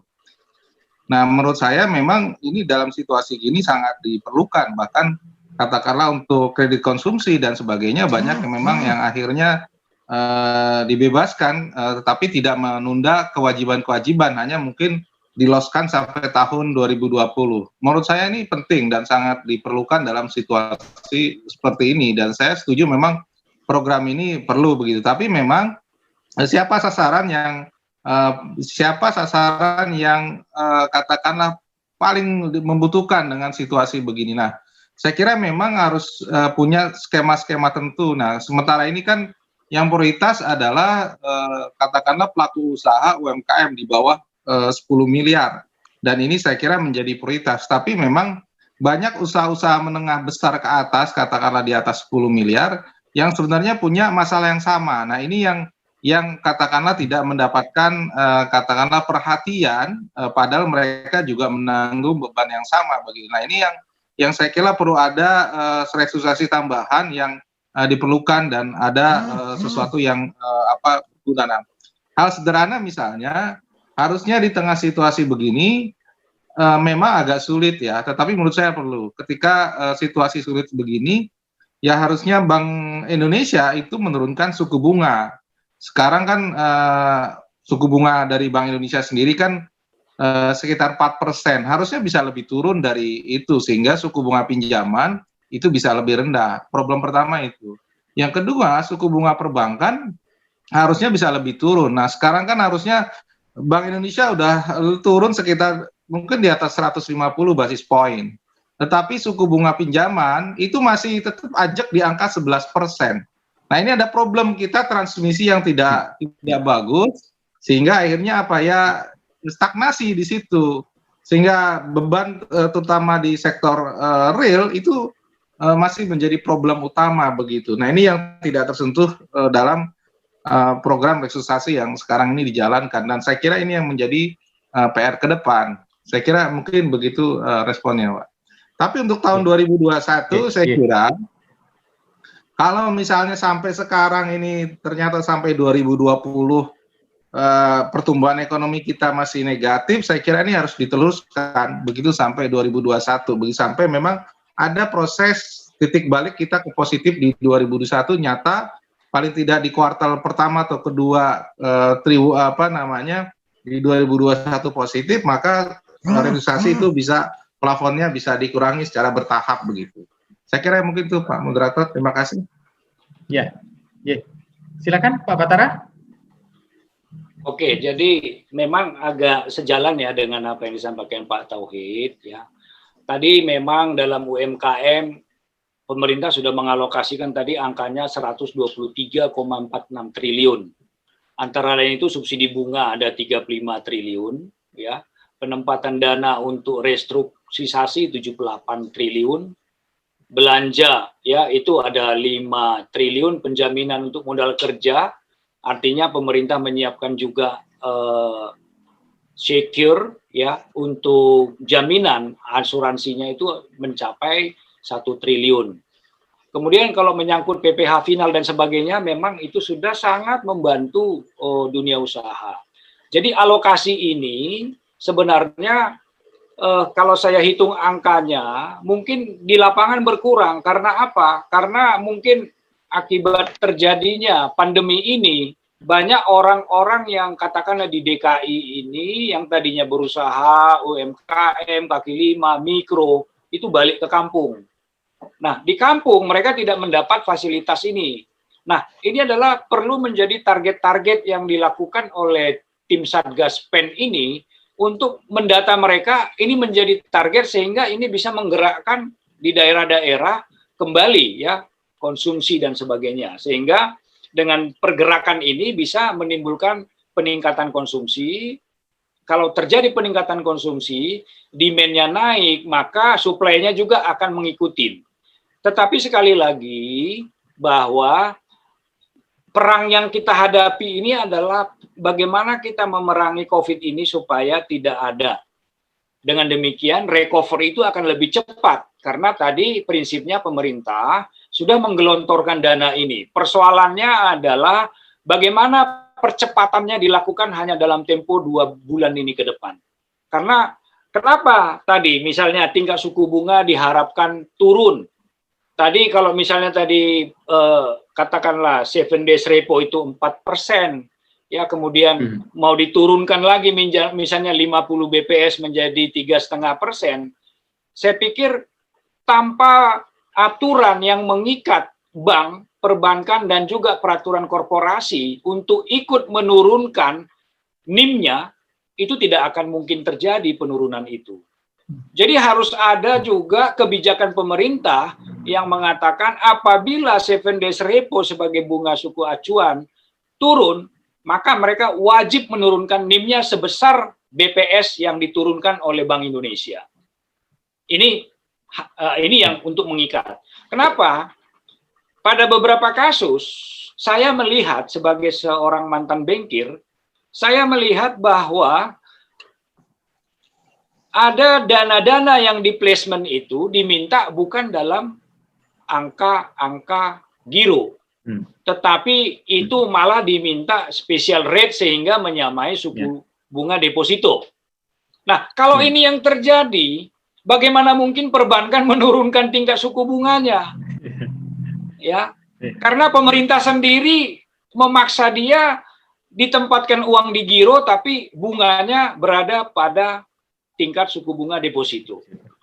Ini artinya tidak sejalan dengan kebijakan yang dilakukan di atas ingin menurunkan tingkat suku bunga, prakteknya tidak diturunkan. Ini menjadi beban, cost of money daripada bank-bank yang ada sebagai pemenang, misalnya apakah itu bank operasional 1, ya sebagai pelaksana atau perpanjangan tangan dari Departemen Keuangan untuk pembayaran kepada SKPD yang ada.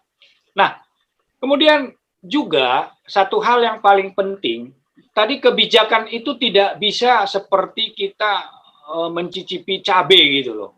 Di situ diputuskan langsung ada impact. Berarti kebijakan itu sifatnya lagging. Apakah sebulan, apakah 2 bulan.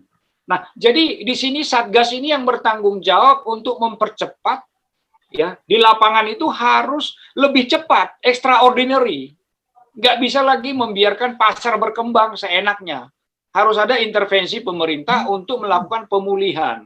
Jadi dengan demikian, UMKM, pembiayaan korporasi, perlindungan sosial, sektornya dan lain-lainnya itu harus mereka proaktif mendekati grassroots.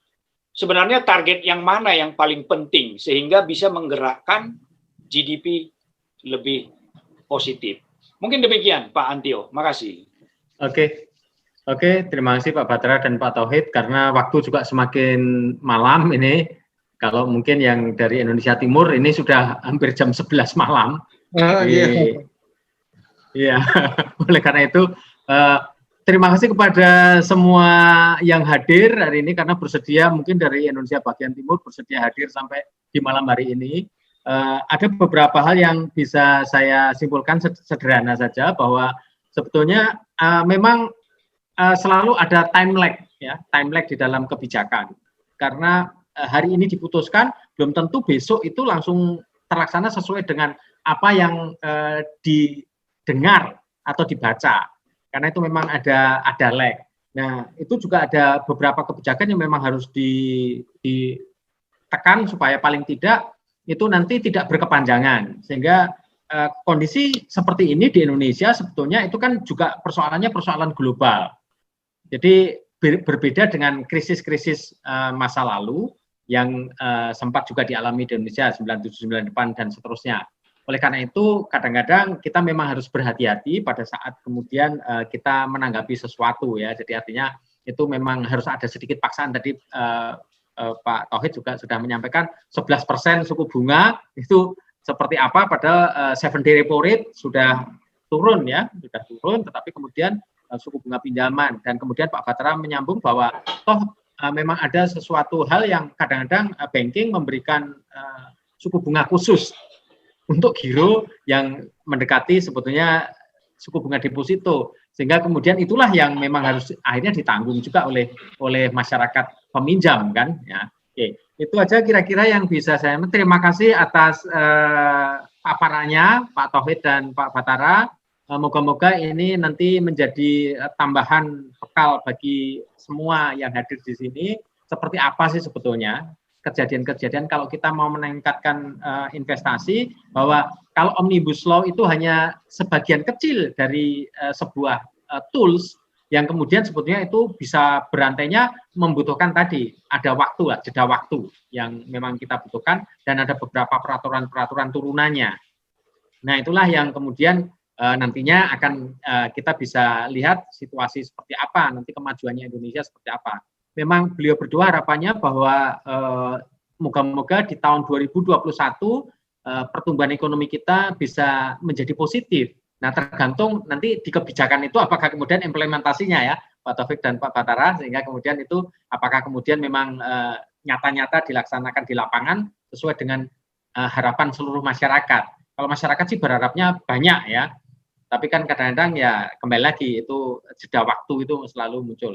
Itu aja yang bisa saya sampaikan. Terima kasih. Makanya untuk webinar malam hari ini kami akhiri. Saya sebagai moderator. Wassalamualaikum warahmatullahi wabarakatuh. Sehingga waktu saya kembalikan kepada pembawa acara. Silakan Mbak Tiara. Baik, Pak Antio. Terima kasih. Terima kasih kami ucapkan kepada Bapak Antio, Bapak Tauhid, dan Bapak Batara atas pembahasan materinya yang sangat menarik dan menginspirasi. Baiklah Bapak Ibu beserta para mahasiswa-mahasiswi sekalian yang kami hormati. Acara selanjutnya adalah penyerahan sertifikat kepada Bapak Tauhid Ahmad, Bapak Batara Maju Simatupang, dan Bapak Antio Pracoyo. Penyerahan sertifikat untuk Bapak Dr. Tauhid Ahmad. sebagai pembicara. Bapak sekalian.